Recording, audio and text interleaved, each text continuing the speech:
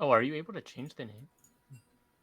Hello, everyone. Welcome to a night in Noxus, brought to you by Style Esports. The Season 14 playoffs are about to continue with an upper bracket semifinal, best of three between 8th seed Feared by Night, 2nd seed Shenandoah University. On their way to this momentous meeting, underdogs Feared by Night had to take out the first seed and Team Misfits in the very first round of playoffs. This obviously required some overperformances across the board for Feared. Uh, especially Jax in particular seems to be a comfort pick for top laner Forge Diff. Performs consistently well on the Grandmaster at Arms. Drew a ban for it in the third game. In their second round, Feared by Night, their series against 4 seed No Good Luck was also very closely contested. In that match, it was the bot carry that popped off the hardest, going 21-7 on Varus in the deciding game 3. Only one opponent left now, standing between Feared by Night and a top 2 finish. That team, of course, is Shenandoah University. A strong performer in the regular season, their road through the playoff bracket has been considerably easier, at least on paper, than their opponents. Shenandoah defeated 7-seed MSU Blue and 6-seed Avino's Goons, the latter able to take a game off Shenandoah. However, the victory for the Vinos was short-lived as Shen Yu came back with a vengeance in games 2 and 3. In game 2, ADC Creighton garnered a 16-2-12 scoreline on the Kaisa, and in game 3, it was Etherealist in the jungle, going 5-0-14, able to push 3 winning lanes into a win. They are the favorites tonight to advance to the finals, but they wouldn't be the first to underestimate the Feared. Now let the battle begin. My name is Crewman. Alongside, we have Abba Trombone on the mic for the second night in a row here at Style. Welcome back, Abba. How did it go last night? Yeah, last night was a bit of a blowout, so we'll have to see how these next games are going to be going. I'm going to predict that these are going to be a little bit closer than we saw last night. They're still going to be exciting games, things to see, things to learn, and just watch these players grow and try and fight their way through the semifinals right now and try and secure a place there. Yeah, absolutely. Lots to play for tonight, and we are already into the draft for game number 1. Let's take a look at what these teams are going to be banning away. It's Shenandoah on the blue side and Feared by Night on the red to start things off. Yeah, possible a Warwick band here when we're seeing Shenandoah University all having the wolf icon in the client there, maybe standing strong and together as a pack. We'll have to see if they're going to go with some sort of like a nice 5v5 composition, be together strong, or we'll have to see if they go pretty well with a pick comp, which I've seen do very well in this echelon of play, just being able to penalize any lack of vision and try and get some picks, use a number advantage there, and just shoot through the enemy team that way. Yeah, definitely seems like a pretty solid strategy. Can be a little bit disorganized sometimes, this level of play. So having those pick comps where you're able to punish people out of position can absolutely be very, very powerful. But there is the Varus that is going to come through for Ace. There's that pick that I was just mentioning.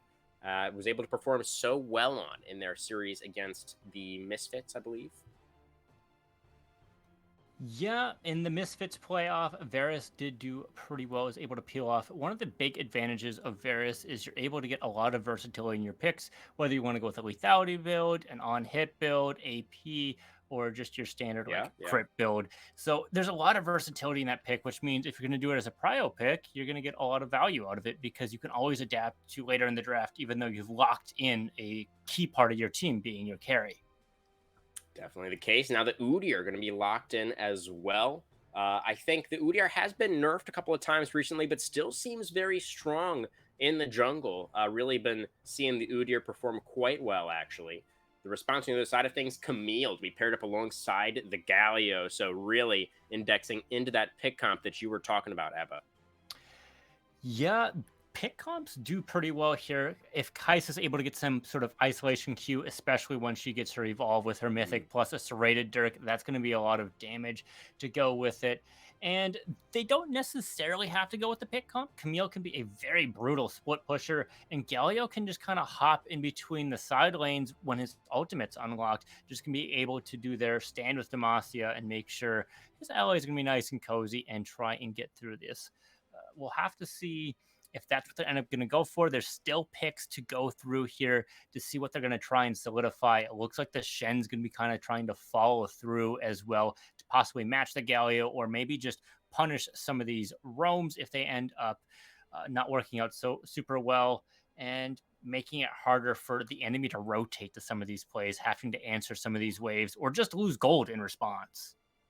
Yeah, the Shen seems like it's a pretty powerful pick into what Shenandoah have drafted so far, trying to, save whatever target is getting jumped on by the Camille Gallio, give them that big old shield, try and keep them alive, maybe go for some sort of counter engage. But through the second phase of bans now, Abba, the Aber, or the Heimer and the Sejuani banned away by Feared by Night, and the Yone and the Ukshan, a couple of mid lane options, were moved by Shenandoah. Yeah, mid lane has been kind of a catalyst for how a lot of these games have been going. Once I see mid lane start to get a lead, they're able to just kind of move through to the bot lane or the top lane, or just help the jungler invade, get a lot of envision. And when you have coordinated play like this, you get a lot more value than you would out of normally like a solo queue game, or just even flex, because you're going to be playing at a little bit of a higher caliber, being you've played with these teams a lot as well. So just mid is super important with how short the lane is in general. We do have confirmation from the client chat that the pick there is Pike on R4 for Feared by Night, so that's a little bit of a visual bug issue from Draft Lol there, but that is going to be Pike in the support position for Snoopy. And now it appears to be the mid lane indeed, the R5 counter pick for Chunk in the mid lane. See what they want to round things out with against the Galio. Yeah, with the AP side of him being able to peel off some of that with his extra shielding makes it a little bit harder. And you can't necessarily just go AD here because of how your team has been picking as well. I'm not quite seeing it go Oh. through here, so we'll have to take a quick look at the client to see what the answer is. Apparently, Fiddlesticks is the last lock-in for Feared by Night. Fiddlesticks is an Yes, interesting pick here. that's right, Abba. It sure is. Could you tell us a little bit why it's so interesting? Well, here, this is a little bit of an answer to a possible pick. You're going to be able to get some of the warding to go with it as well. But there's a lot of peel options here. Swing can obviously just pull people up, or you can get Cataclysmed in there, and Jarvan can just flag his way out. So you're going to be stuck. You're not going to be able to do a lot of the stuff you're going to wanting to do. As you lack a dash, the only option you would have is a flash, should it be up. And that's a big cooldown, sitting at 5 minutes to go with it. And it's not like you can choose to put Fiddlesticks top here, as Camille will just kind of cut you right open and into Galio. Galio is just going to be able to take a little bit of this abuse, being he's got an MR shield built into his character, which makes it a little bit more difficult to do. Perhaps they're going to try and do some silent trading, trying to just heal back up any HP rather than take some of that abuse.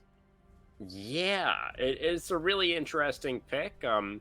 To be honest, your reasoning makes some sense there, but I think I'm gonna have to wait until I see it to believe it for this Styx mid angle. No, it looks like it's gonna be the Styx jungle angle, the Udyr mid angle then. Ooh, okay. So what does this mean? I consider that as an option as well. Udyr can kind of just bait out some of Galio's engages there, and can be able to just claw his way through, stun, walk away, or get some favorable trades. Of course, his ultimate with his extra stacks that go through there where it follows Galio is not going to get as much value out of here. Udyr typically builds a Demonic's Embrace, which is percent max health damage, this magic damage, and Galio is resistant to this kind of magic build. He's basically magic resist Malphite in my head canon. So Yeah. they're not going to necessarily get as much value. There's a possibility for a lethality Udyr trying to go there with just the Prowler's Claw, but that's Right. been nerfed a fair amount. I haven't seen it in a long while. It's just kind of like a distant memory, and thank goodness I did not enjoy playing that as an AD carry main, just watching my HP bar go missing in Yeah. split seconds. That was really nasty in the preseason for sure, when everybody was building the one-shot Udyr. Not fun. I definitely agree. I'm glad that was nerfed into the ground because it needed to be. Yeah. So, given the current state of the lethality Udyr build, certainly it's something that still exists sort of on the fringes of what is played in League of Legends, but the tank build is generally considered to be much, much stronger at this point. So, I do agree with your assessment, though, that tank build into the Galio, not really going to feel amazing. I mean, you're going to get some value just because Galio is relatively tanky, right? So, like, Yeah. you will get some value from that burn, but he's going to have a lot of magic resist. So definitely not as much value as maybe you would like as the Udyr. Man, and I mean, it is a melee v melee matchup, There right? So is this, an argument to be had. So Galio's ultimate is kind of slow. There's a big wind up and then the landing animation, and Udyr is yeah, just able to like book it to any spot, and it's kind of obvious where Galio is going to be going. So he might just be able to just run there, marathon his way through Summoner's Rift to try and match it up. He'll probably be a little bit behind, but maybe there's a scuttle crab movement speed and you have Ghost or something. You're just gonna be able to like go yeah, yeah. downtown, go supersonic and try to match stuff up. Or he's gonna be able to push waves pretty decently. So he could be looking to just punish and take some of these tower plates as well. You don't always have to roam, just say, hey guys, don't die. I got the punishment on hand and just like eat through the tower. Nom nom nom nom nom nom. All right, so Chunk potentially trying to do his best Rammus cosplay on the Udyr this game. We'll Mm-hmm. see how all that goes. But we do, of course, Abba, see the drafts fully completed. Do you have a preference between these two drafts? Both pretty interesting, of course, but I know I think I have a favorite. What are your thoughts? Yeah, I think I like Shenandoah's university just a Yeah. little bit more. Camille's pretty versatile, is they're going to be able to pick stuff up just a little bit. They can stop Shen's ultimate from going off. They're going to have enough CC to go through there as well, and is a bit of a monster to answer through. And the pick comp, I think, is just going to work better here. Of course, they're going to have to answer into a Pike who does a lot of degenerate stuff. Right. Just be able to pick stuff off, get some extra gold, make sure people have that much money so they can buy their items, which is Yeah. kind of hand to answer, but I don't think he's going to be able to chew through some of these beefier characters. Yeah, it's gonna be interesting to see. Definitely, it feels a little bit more cohesive on the side of Shenandoah. I definitely agree. But for Feared by Night, they have the Shen to match the Galio Global, and their composition can definitely snowball if they find themselves with the lead. Particularly this bot lane. Got to keep our eyes on this Varus. It was in their series against No Good Luck, so I did misspeak earlier. It was against No Good Luck when he pulled out the Varus to such great success, but we'll see if he can do it again once we get onto the Rift. Don't go anywhere, guys. The Noxus division upper bracket semi right after this.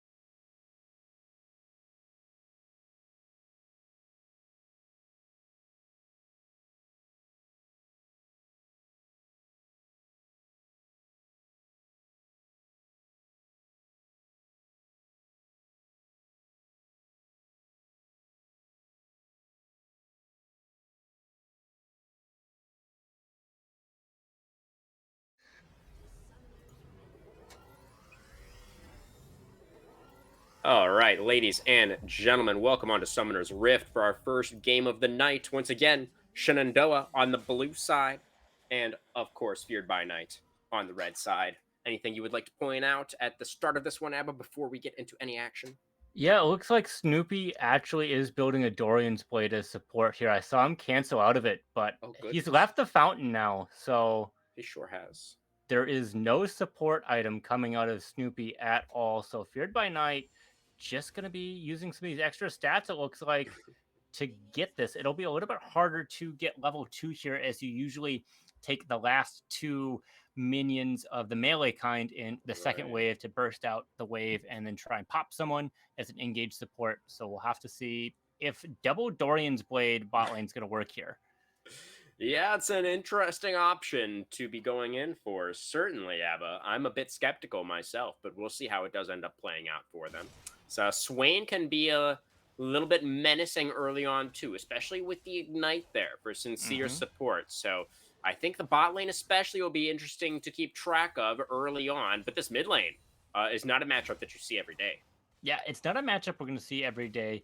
And it looks like Chunk is going to be, thinking this is going to be a little bit of easier lane, going with a longsword triple pot, going to be able to chunk some extra damage here, chug some pots, enable some earlier trading, and possibly push Pet Napper 72 off the wave a little bit, trying to get a nice early CS advantage or possibly a XP lead, if not a level lead.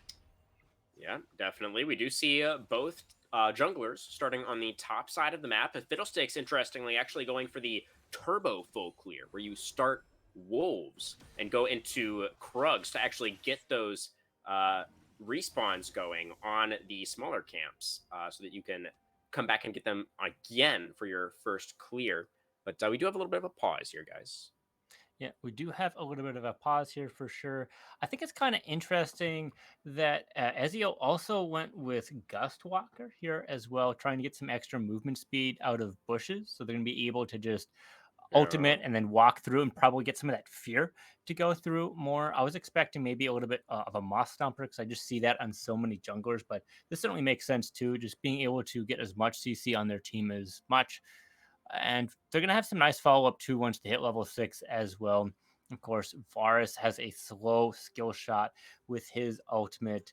Uh, Chain of Corruption does do a lot of CC and it chains up to other people. So just being able to hold people into the fear or the suck, should we get past the ultimate, there is, it's going to really help out the team there peel away. yeah, yeah, definitely. Honestly, the more we look at this composition for Feared by Night, the more it's starting to make some sense to me. Obviously, we will just have to see how things play out. It's just that's of course often how things are decided here in the Noxus division is what happens on the Rift. But definitely, there's a lot of CC, and if Ezio can get fed and be the carry on this Fiddlesticks, I think that definitely could be an angle for some success. Yeah. And he also has the early stopwatch as well. So some of these earlier ganks, well, not earlier, but like once he hits level 6, right, he's going to be able to be a little bit safer. Just do the AoE. And then if he's going to die, he's going to be able to stopwatch and just chunk people out just a little bit while his team finishes them off. Yeah, which Pike, of course, is extraordinarily good at finishing people off. It's really his favorite thing, if we're being Yep. honest. Yep, and Ace is going to be able to do a lot here as well with the range advantage he's going to have over Kaisa. It's going to be played by Kration here. She has an attack range of, I believe, 525, so it's a little bit shorter than anything. And of course, Varus's Q is just so massive there. If you just wait a little bit, get it charged up, it's going to do a little more damage, especially paired with your W. And your ultimate's going to apply the 3 blight stacks, which is just going to pop targets. Yep, definitely the case. There's a lot of burst damage, and they do have some decent damage profiles, honestly, assuming that Udyr does go for the tank option, which it might not be the case, actually, as we see the longsword start for Chunk on the mid-deer, if you will. Yeah. But at least the Fiddlesticks should be pretty comfortable being the sole AP source if that is what we're going for. And of course, the Varus and then the Pike are going to be able to offer quite a lot of attack damage. But I do still think that for the side of Shenandoah University, their comp at least, we know a little bit more what to expect from these 5 champions. It's very straightforward what they're trying to do. Camille Gallo, in particular, is a combo that we've just seen a million bajillion times in pro play and elsewhere. So I still think that you kind of mentioned it coming out of the draft, Ava, but their comp I think is going to be easier to execute on. Yeah, it's just a little bit easier to execute on. Not to mention Ignite and a top laner who's just so deadly. It's pretty helpful, and you don't necessarily need flash on Camille as well Yeah. as you're able to just go through all these walls. You get taunted, you just E away, and then you're good. You just use your long stretchy legs, and you're fine. You're just gonna be able to walk away from that. And then once it's down, you're just gonna be able to go in and trade into it. It looks like they'll forge diff, not playing orange here, ironically. It's just gonna be able to take some more of this abuse with Dorian Shield, with the pot as well. Their Shen's earlier levels are stronger than people think of necessarily because he does some decent damage with this Q, doing some percent max health damage, if I remember correctly. So that's going to make Yeah. things a little bit harder for Kevin here, but I think he'll be able to chew through it once he gets some of these earlier items like Divine Sunder is just really going to help him out. Oh, absolutely. Against the Shen and also against the Udyr, unless it is full lethality Udyr, which again is a possibility. We are still working on getting these lag issues fixed, guys. We have a restart, I think, happening right now on the PC. Yeah. And I actually do also have confirmation that Snoopy, quote, Autopiloted. autopiloted so hard and just bought Doran's XD.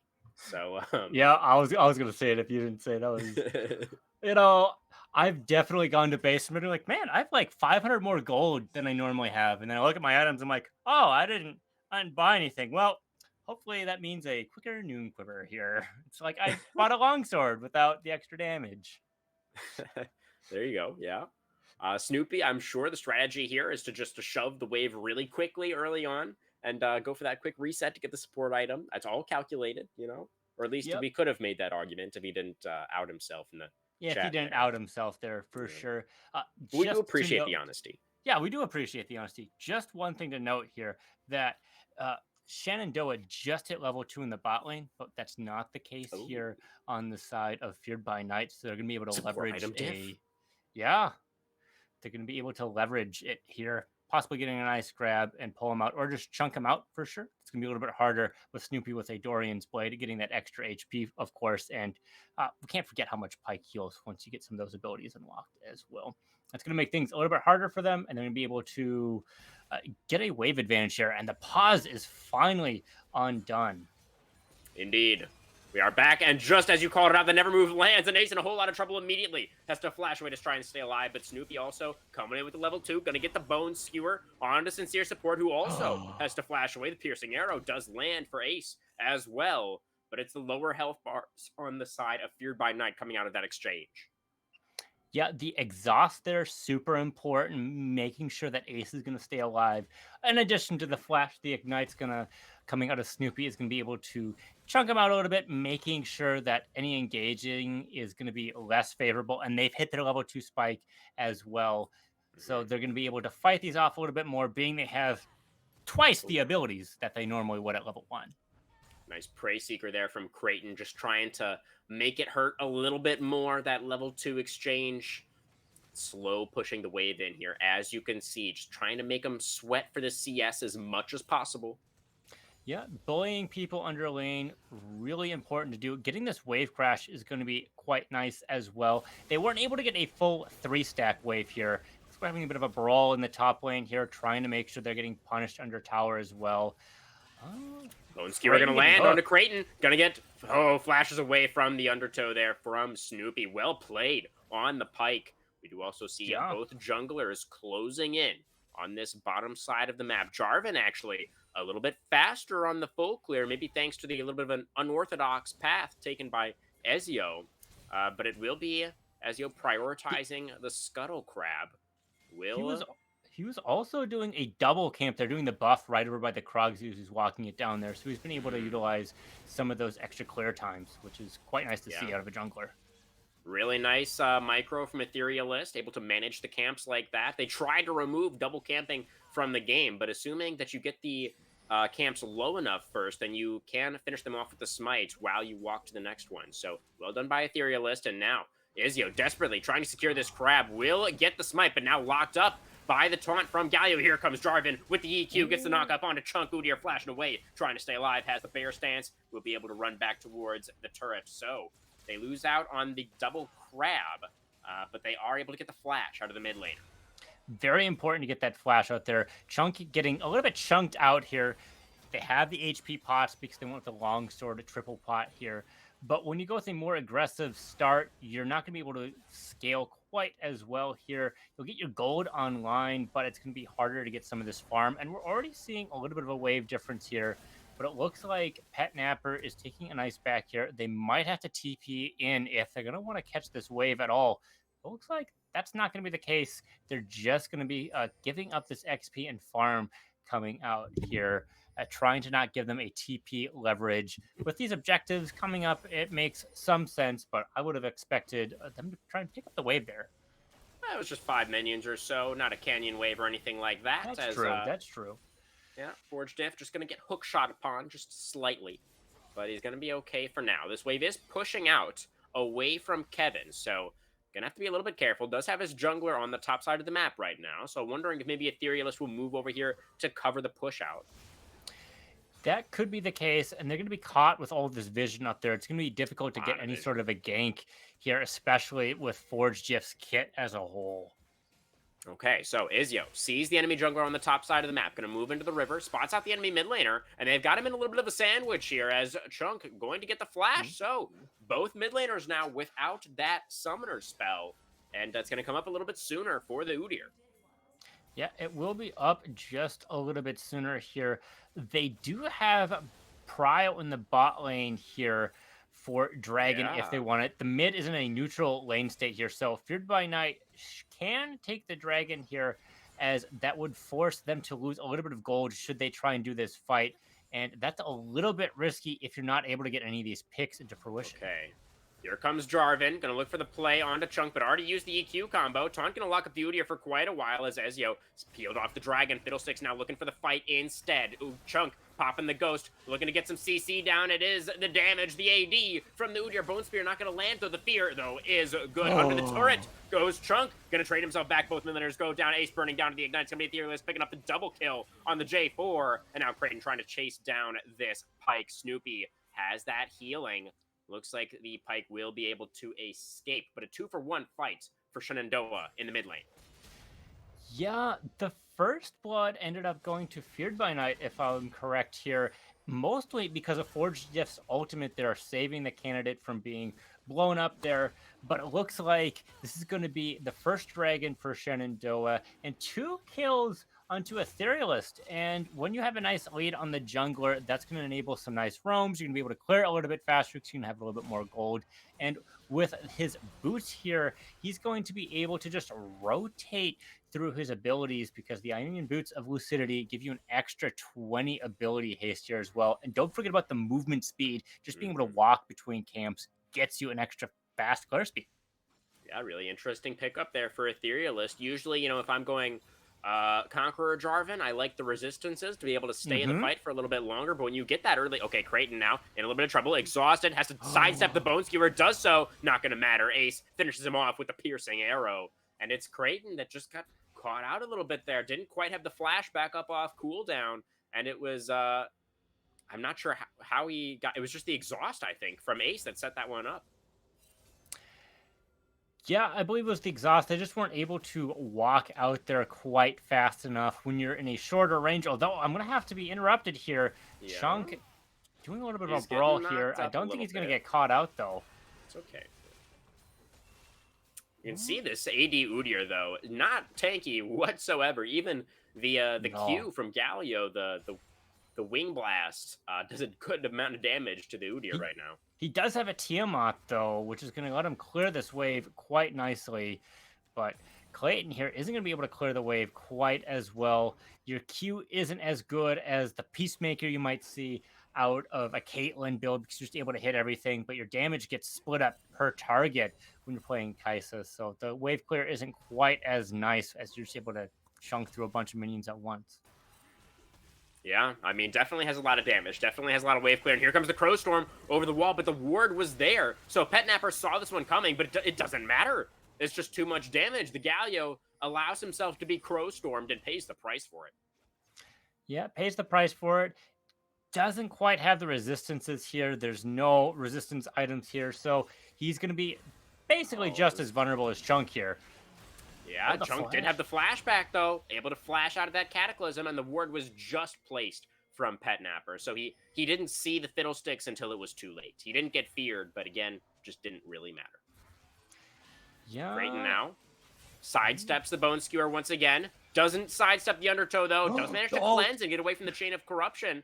But now he's slowed, and Ace has the Noon Quiver already flashed away from the Piercing Arrow. Creighton stays alive, but that flash key is going to have to be used off cooldown, it looks like, in this one.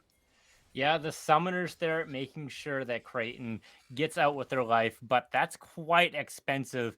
It's like being down several hundred gold there when you're down those key summoners, especially with long cooldowns. They're not going to be able to use this level 6 as well because they don't have an answer to this CC.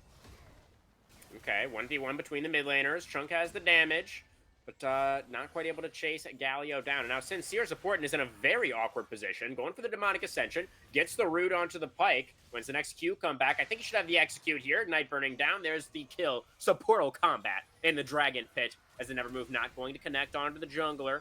Udyr rotating over. I don't think Swain really is able to continue this one, but a nice outplay from the Swain. Able to turn things around in his favor. Fiddlesticks just didn't have a way to get over the wall in that situation as the taunt comes through from Chunk. No cooldowns left, though, for the Galio. The Q is enough to flash for the auto, and Petnapper finds it. It's Ace, though, in the bottom lane, able to get a kill in the 1v2. The last auto will come through from the Sincere support, and he says, sincerely, thank you for the 300 gold. Yeah, definitely supportal combat, as you accidentally said there. Just being able to play through the wall there makes it a 1v1 in that Dragon Pit rather than a 2v1, and when you're able to just heal things another through. Crowstorm over the wall. Sincere support is sincerely sorry that he killed the AD carry. Please just let me live. No, the X does not mark the spot, but the Fiddlesticks will get the kill. It's a shutdown, in fact, into Ezio's back pockets. A lot of money onto this AP carry for Feared by Night. Yeah, that certainly seems to be the case. Both junglers here being 2-0, so having a lot of money in their kits as well, with a fairly even goal difference. So this might change with Forge Gift. There's the Ignite. There's the Cho'Gath ult from Kevin. Able to secure that one very comfortably. And now Snoopy going to look for it. Once again, the flash with the Undertow, but he put himself in turret range for that one. Takes 3 turret shots and just dies, but does manage to trade himself for the enemy AD carry. So could have been a little bit better down there in the bot lane. Could have been certainly better, for sure. Got what he came for. Yeah, they didn't have the summoners coming out of chat, so they weren't going to be able to flash or cleanse out of that. Getting the kill there, of course, was a lot of help coming out of the turret. Although Chunk here, doing a little bit more of a brawl. Just takes so much damage on this lethality glass cannon Udyr. Not quite having his Hydra here. Here comes Ethereal on the Jarvan. Easy EQ. Lands that kill onto the mid laner. Now Ezio going to get Cataclysm, has to flash away. Bone Skewer going to connect. Ethereal's maybe in trouble, but the taunt comes in onto both. Petnapper doing some beautiful defensive work there for the jungler. Ooh, Etherealist botching the combo a little bit there, but here comes Swain ascending demonically, and the Bone Spear just puts him exactly where he wants to be. Going to get a lot of damage out here. Still holding on to the Demon Flare, I believe. Forge Diff trying to get back underneath the turret. Never Move connecting. There it is. As, the Shen gonna get yoinked in. The Crowstorm over the wall. A lot of damage. Kevin goes down to the turret. Never Move pretty good. Gonna deny Ezio from doing any more following up on that one. But chaotic fight in the mid lane that did leave Shenandoah ahead as Ace now in the bot lane. There's the Killer Instinct. Ooh, gets a kill back. The Varus a little bit online. Has the Kraken Slayer already. But absolute chaos across the rift right now, Abba. As Trump's trying to chase down the chaos. Fiesta mode here. Fully unlocked with so many fights coming out of here. Ezio and Sincere Support seeing who can suck off the enemy team the best there. Just trying to drain people out here. Doing a lot of AoE damage and trying to heal themselves up. but it looks like the favor here is going to be going to Feared by Night, getting the second dragon here. So it's a little bit Yeah. further for both teams getting Soul Point, and Hex Dragon is quite potent. You're able to get a little bit more ability cooldown and some more auto attack speed, 9 for each here, which is quite nice on all of these champions. It doesn't matter who you're really playing, it feels nice, just extra free stats for sure.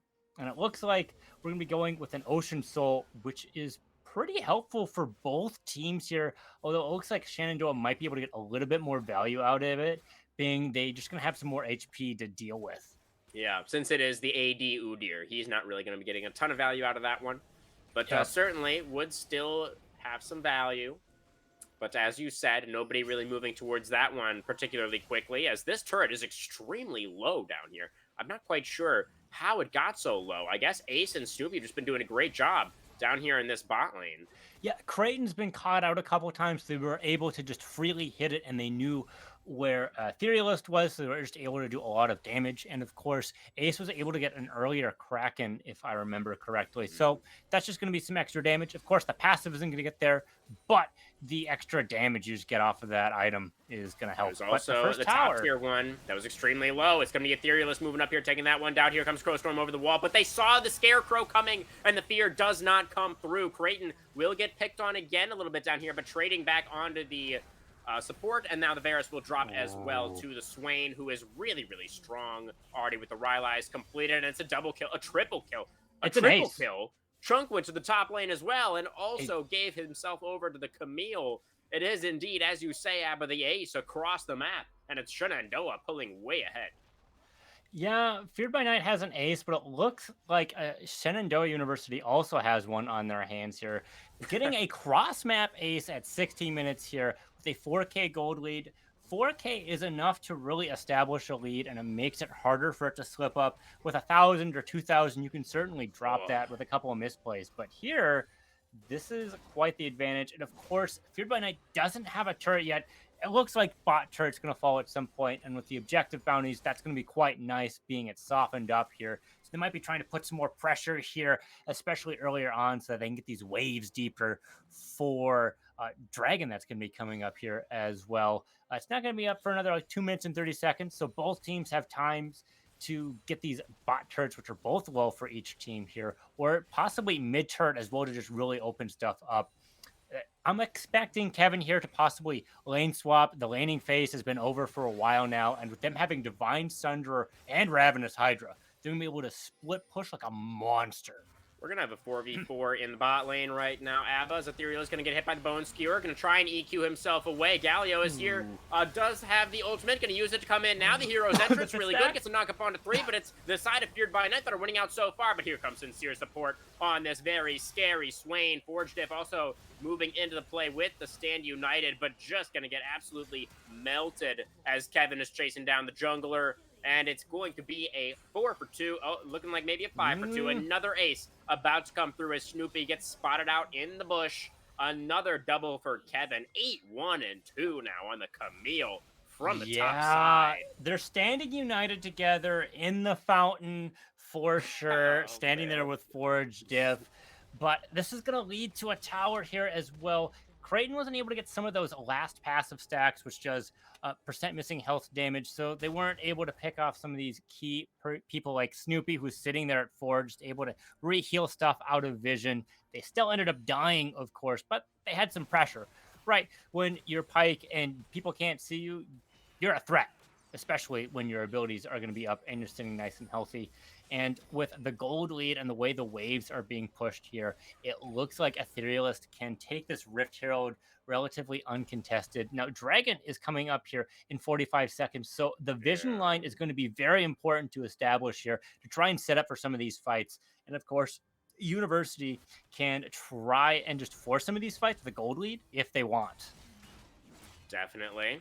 I remember seeing in the chat earlier during the pause, Kevin typing out a very sincere apology, as that's going to be sincere support hooked in, flashing away now from the, that's the never move connecting onto the Pike. Snoopy had the flash there, needed to flash away from the Swain E to live, wasn't able to do it. Can be tricky, the hitbox on that thing can be tough to get around, as Chunk gonna get punched in the face, and then gonna get taken down Ezio now caught out, as well as the team really falling apart at the seams for Feared by Night. As I was saying, Kevin typing out an apology during the pause earlier. But and I thought that was in reference to the actual pause itself, apologizing for the connection issues. But in fact, I think Kevin was apologizing for what he was about to do in this game, absolutely ripping Feared by Night apart with the scissor legs. Yeah, just cutting them in half like that. It's certainly the case where Feared by Night isn't playing as Rock. It looks like they're going to be playing for paper There he here. goes, under the turret. Kevin, very aggressive. It's a never move, going to connect on the 80 carry, though. Sincere Sport going in with the Demonic Ascension, and Galio in there with the big taunt, gets everybody. It's going to be another ace, potentially, as the side of Feared by Night is, trying to do his best with the Crow Storm, doing everything he can on the Fiddlesticks, trying to turn it around. It's not quite enough, though, as Creighton able to finish off the jungler just barely in time before getting taken out. The EQ going to land onto Forged Diff. Kevin going back in, looking like a kill onto the top laner as well. There it is, the third ace of the game for Shenandoah, making it look easy. Yeah, with Kevin being up 4K gold on the top laner and 1K being in the jungler as well, that's going to be quite potent. Of course, Ace is up 1,000 gold on Creighton here, which is pretty important. But Creighton is just going to be able to do missing health damage. The CC being able to get some of those stacks there, so you're not necessarily going to have to auto. And your W doing 2 here as well. Your team's just going to be able to get some nice setups. And with people being pulled apart like this, you can be able to get some ISO Q damage as well. So even though Creighton's a little bit behind, they're going to get a lot of damage. Oh my god, that Camille Q. What on earth was that? The fear will come through. The Stand United as well to keep Ezio alive. Just for being in the presence of Kevin. Needs to be... Oh, goodness. There he's going back in. He went back in. He got the kill. Chunk now 2 levels down. Dodges away from the never move.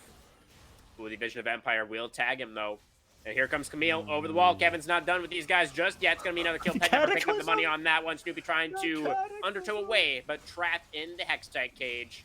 Kevin claims another one, going in under the inhibitor turret with the hook shot. Here's the hero's entrance. It's Galio going forward, going to taunt up the Varus, the only hope, the only member on Feared by Night who had anything going at all in this game, will get taken out once again. Forged Diff just going to get chased down here, pulled back by Sincere Support. Just a little bit more damage. Is the Ignite going to finish him off? Oh, the last tick, not quite enough. The top laner will survive. Yeah, I've heard the saying thick thighs save lives, but with the way Camille's playing here, I think it might be the opposite here. Just being able to kill people with those scissors, like, it's quite gruesome here. And with a fully stacked Ravenous Hydra here, that's a lot of damage. Yeah. There's a Crow Storm. No fears, though. Yeah, that's the Fiddlesticks in his own base gameplay right there. That's pretty much a classic. As, yeah, there is only one way that this fight could ever go. As Sincere Support will go down to the Nexus turret, but that will be the only thing that Feared by Night do get back, as this game is going to end, it looks like, in less than 23 minutes, Abba. Truly, well and truly, a stomp, this one. It was Shenandoah leaving little doubt that they are indeed the favorites going into tonight's match. Yeah, just for reference, folks, a stomp is considered 500 gold of a 500 gold lead created every minute or so. And we were sitting here at 15K at 22 minutes, and I'm not very good at math here, but I think we meet that criteria. So certainly a stomp to be had here. We'll have to see what Feared by Night thinks the issue here. Was it the Camille just being able to split push here? Was it Etherealist just being able to do some nice ganks here, getting that double kill super early, or was it something else? Maybe they just weren't playing quite as comfortably together. We'll have to see what their answer is going to be here coming into game 2. They certainly have a big question to pose for this. Yes, a big question indeed. Yeah, for the side of Shenandoah, it was really quite straightforward. The side of Feared by Night, I think maybe they were just trying to be a little bit too clever with it, with the Udyr mid, sending getting the Fiddlesticks into the jungle there. It was a fun draft, and I think it could have worked. But I think they just ended up kind of outthinking themselves a little bit, perhaps. But regardless, we will just have to wait until game 2 to see what those adjustments are going to look like. Abba, from game number 1, who would you look towards as your player of the game on the side of Shenandoah? Obviously, everybody performing really well here. But if you had to vote for one player, who would you look towards? I would have to go to Etherealist. They were able to get a lot of people set up and they enabled their win condition Mm, here, Kevin. And that's what I think really led to the answer. That was where the first tower went. That's where they went and spent a lot of their actions. That's where they got a lot of their ganks off and successfully were able to get that team going through. Of course, Kevin did the most damage and all of that fun stuff, able to get some of that gold. But I don't think that lead would have been as easily accrued should Etherealist not have shown up. yeah, definitely. I'm thinking back. I believe there was an early 2v2 that happened up there, or at least Etherealist making his presence felt in that top lane pretty early on. Definitely setting Kevin up for success. So I like the jungle vote. Definitely a great game from Etherealist to facilitate the Camille Galio win condition, and then everybody playing it out extremely well from there. We're going to go to a short break, guys. We'll be back soon to see if Feared by Night can fight back in tonight's match. Don't go anywhere.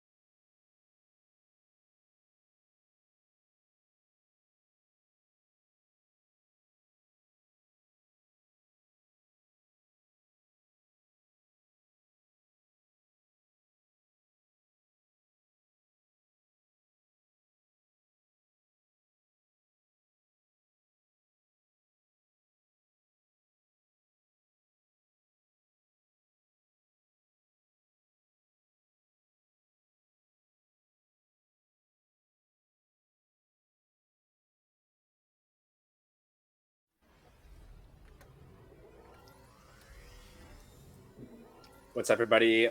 Welcome back to Style Esports. The upper bracket semis continue after a very decisive game one.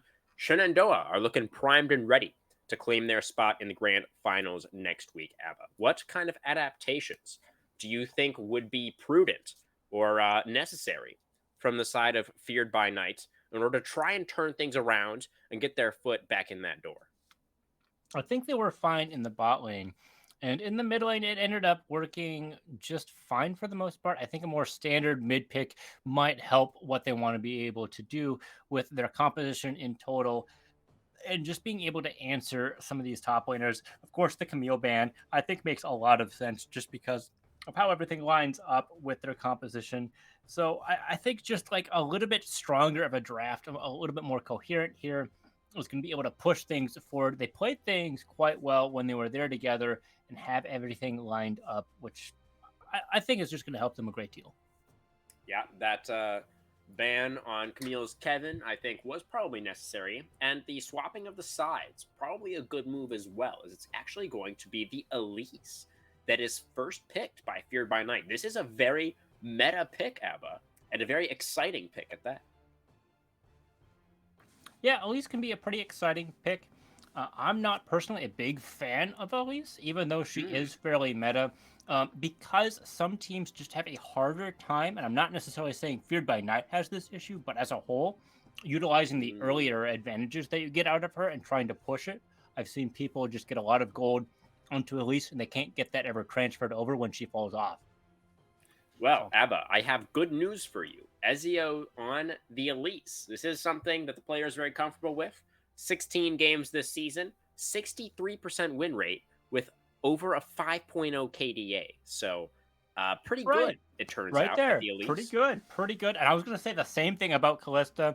She's like really insane if you know how to play her. You also kind of get carpal tunnel after playing her for a little bit, as I tried to main her for a little bit and learned very quickly. So I saved my arms by doing that. But Varus here, let's face it, it worked.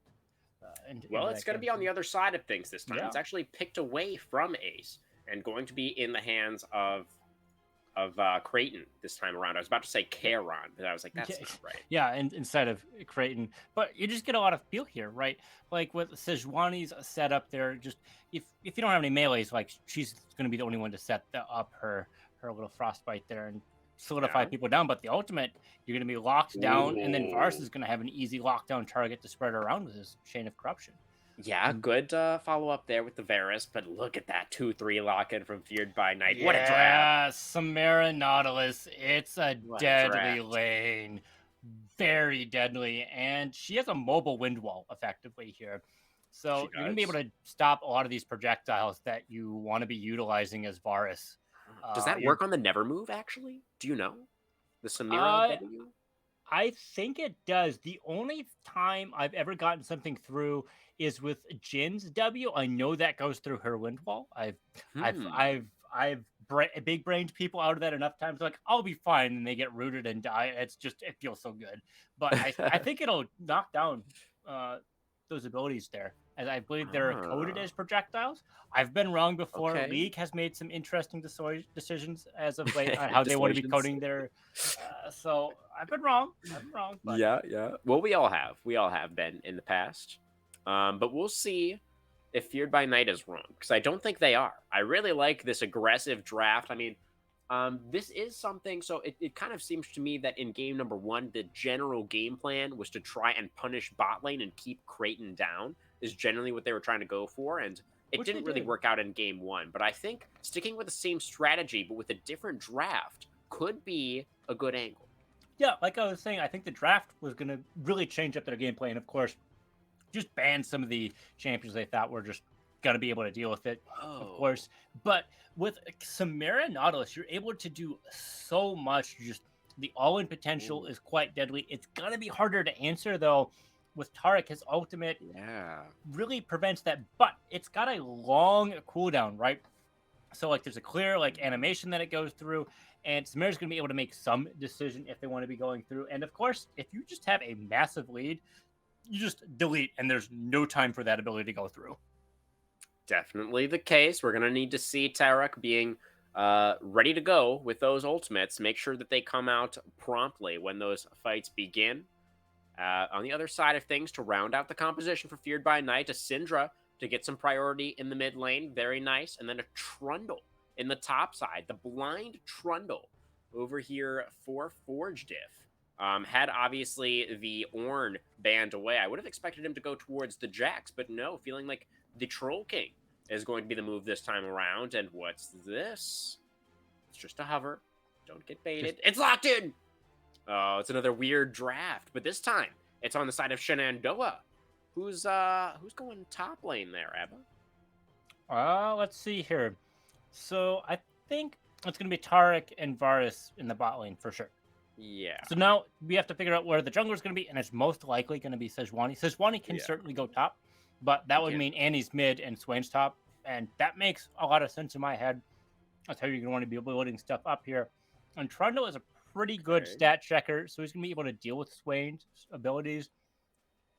And he can just get away. He kind of has a get out of jail free card.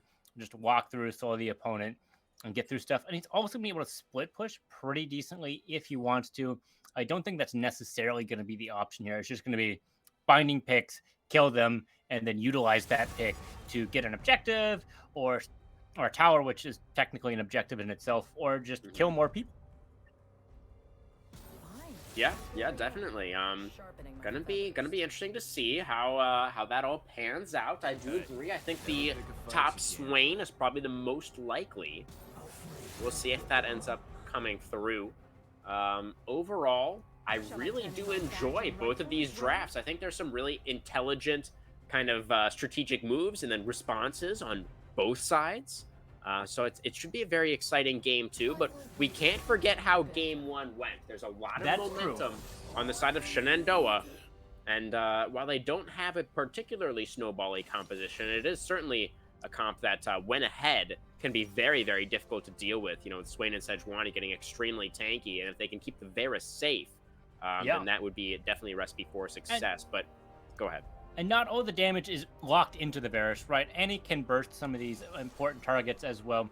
Just being able to have that stun locked and ready on Samara means her ultimate doesn't get as much value. Because the moment you hit CC, it gets shut off, and you have to redo all of your abilities. And with them being on cooldown, it's going to be a little bit for that to happen. And even if you have shield bow to kind of buffer stuff up, you could just be dying here if you just get one shot. And there is a lot of CC on Shenandoah, right? Yeah, and there's a lot of CC there to answer, so it's going to be difficult to get into.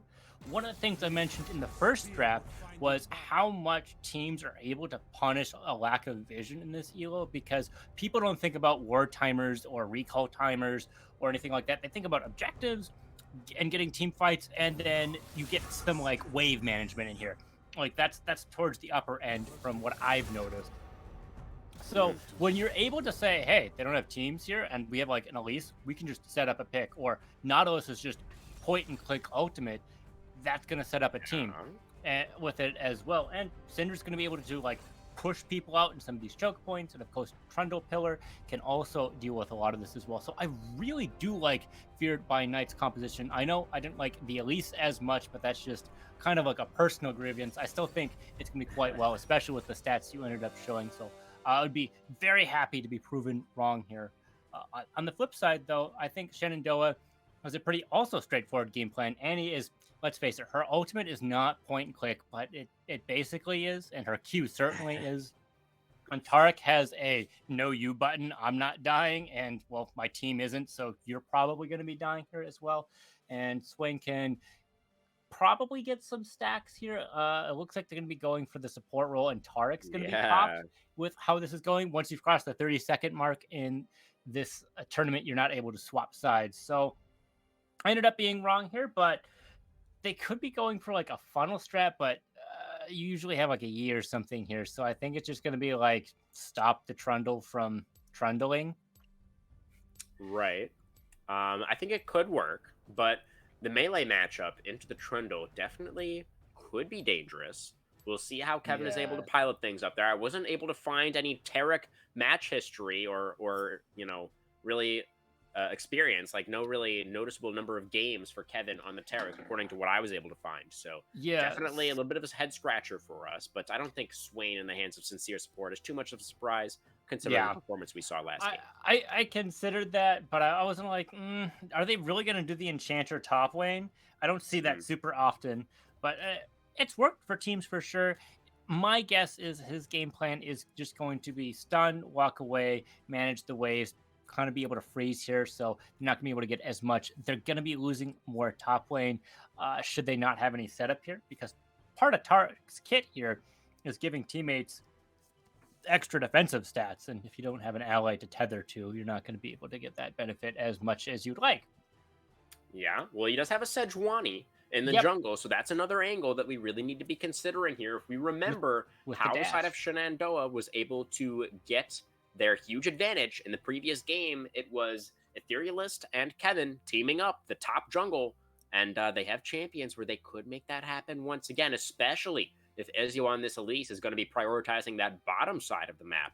Then the Yep, Trundle could and potentially be hung out a Tarek bit is to dry. melee, He sure is. He which means sure is. they'll And stack Sejuani yes, indeed. CC, and then he can get his stun off. And then if that's still not enough with all of his auto attacks, Sejuani can fall in with their ultimate as well, CC them, and you can't heal when you're stunned for this long. So tenacity might be the name of the game coming out here. So we might see some Merc treads coming out of the team as well.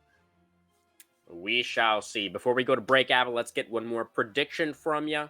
Who's taking this second game? Shenandoah with the momentum and the top? Or is it going to be the side of Feared by Night with their Elise first pick and Samira Nautilus in the bot lane?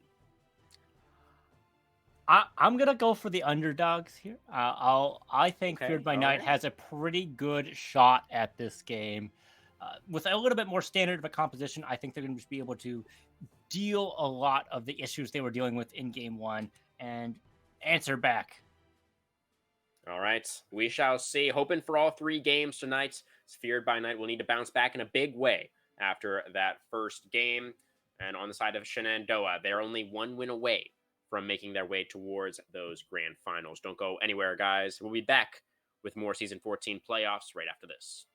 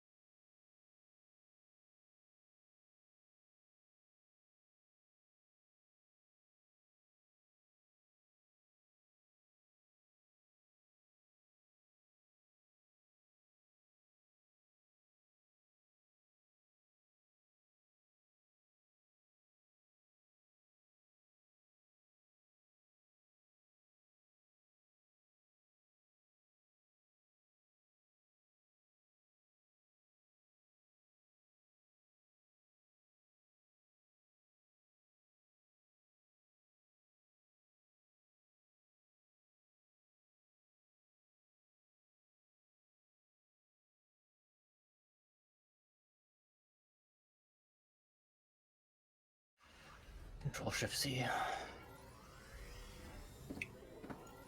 All right, everybody, League of Legends fans of all ages, shapes, and sizes. Welcome back to Summoner's Rift, our second game of the night. We have swapped sides, of course. Shenandoah now on the red side and Feared by Night over on the blue. See what they can make happen. Nothing much going to go down at level 1 here, Abba. Just a Any death Roots or bush. Summoner spells. Just a death bush, but nobody going to be dying in it. For sure, for sure. A lot of mobility to be had coming out of the university here with Ghost and Phase Rush coming out of Kevin. So they're going to be able to kite stuff out and try and line up their key stun abilities here. And just to note, they're going to have to go with a mana crystal here in order to be able to sustain all the mana hungriness that they're going to be having here as they're healing. Although it does stack up, it takes a lot of mana. It definitely does. So getting that mana regen online nice and early Well, definitely it's not going to even be a mana priority. regen. It's just straight 250 mana after the Sapphire Crystal. But I imagine some mana regen will be following along afterwards relatively shortly. I could be wrong, but it's what I would probably expect. So, there's a mana. Like, do you think he'll go for the probably go for the tank mana item? Right? What was it called? Fimbulwinter? Yeah, that one. Thinking of? That one. Does that one have mana regen on it? I don't remember actually. It's got a tier on it, so it so it does, right? Might. Yeah. Pretty sure it does. So getting our first look at this top 1v1, and Kevin, he's not having a very good time. He could get flashed on here, actually. He will get flashed on. There's the death. Yep. Trundle gets first blood. Kevin, Ghost, teleport. Just got run down. That's not the start you wanted on the top Taric. Nope, not using the Ghost there to try and run away, just respecting the flash. It's what's going to make it super hard. Dredge line going to land in the bot lane as well. It's Ace dashing forward on the Samira. Can't quite get enough damage down and now has to flash away from the follow-up. His never move connects onto the Nautilus. Creighton on the Varus. Does he have piercing arrow? Oh, he actually does WE, and he's going to get dredge lined again. He's hooked in and taken down. The Ignite burns him down, and Varus didn't take Q. He had WE and couldn't finish off that kill. Hook, line, and sink there, ending up dying, getting caught out there. That's already 2 kills here. Only a 700 gold difference because the first one is 400 with first blood. This is going to be a difference in XP. Thankfully here, the death timers are shorter, so you're not as punished from dying here. And it looks like Ace isn't going to be able to quite crash the wave in time. So they're not going to be losing too much here, but it's still going to be a little bit more dicier. They weren't able to buy anything out of that death. Feared by Night, off to a great start. Couple of kills on opposite sides of the map, both side lanes. Off to a very comfortable opening to game number 2. But here comes Etherealist, making his way back into the top side after his full clear on the Sejuani. Elise on the bottom side of the map. And Sejuani's going to walk over a ward. So she will be spotted out. And looks like it will just be the Scuttle Crab for now, as the side of Ezio is going to be able to trade the South Crab for that one. So junglers keeping pace with one another. Very nice. Very nice indeed. Although with how the volatile the bot lane is, the fact that Ezio's here is very important. Yes, definitely. Is Ezio going to get some deep vision down in the enemy jungle now as well? See if he wants to make a move towards this bot lane. There's Etherealist into mid, but Chunk able to back off in time. Didn't have to flash or anything like that. And here comes the Elise. The flash for the dredge line. And Varus, no summoners on Creighton, is just going to get taken down. It's Ezio now on the board, and it's Feared by Night. 3-0. As Forged If now knows that there are no junglers in the area, and Kevin is ghosting this time. We'll be able to get around the pillar in time, but the stun going through there, making sure they stay alive, super important. Otherwise, that might have just been ghosting and dying here, which is never good for sure. It looks like there's still this gap leaning up between it. We're already approaching 1,500, pushing 2,000, right? If you want to round up. And that's due to all these kills that have been happening. 3 do add up to that. But with all this farm being accrued here, we're already seeing a CS advantage in the top lane. Of course, this is not going to be translating to the mid and jungle here, they've been able to accrue CS just fine on both sides. Same with the AD carries because of the way the waves have been bouncing back. But if these kills start getting larger and larger, this deficit, it's going to be harder for them to get this farm and stay healthy and get the XP. Nice combo there from the Swain. Oh, Creighton, a necessary sidestep on that dredge line. Able to stay alive, though. There's the Swain. Have to be really careful, and so does Kevin up there in the top lane. They're really going to need to play on the back foot now, the side of Shenandoah. They're going to try and come back. Sejuani pathing back up towards this top side, but the wave going in means Forge Diff is not really in any danger at the moment. Yeah, the wave does a lot of damage here, and Kevin does have the level advantage, but that might not be enough as Sheen does a lot of damage and really sets up Forge Diff. Oh, going in. Kevin has level 6. Trundle not quite there just yet as Creighton. Oh, dear, it's just going to get taken down. I believe must have got hooked by the dredge line there once again. Maybe Snoopy with a little bit of Hex Flash action out of the bush, catching the Varus off guards. And Creighton, 3 deaths already, only 6 minutes in. That's 1 death for every 2 minutes. Half a death per minute, Abba. Yeah, that's not what you want to be seeing out of your AD carry for sure. Just getting caught out there. Like I said earlier in the draft, vision really does matter. And if you get bush control with like a Nautilus support, that doesn't feel super great because if you don't know where they are, you don't know how you want to space. And you're just going to be choked out of farm or die.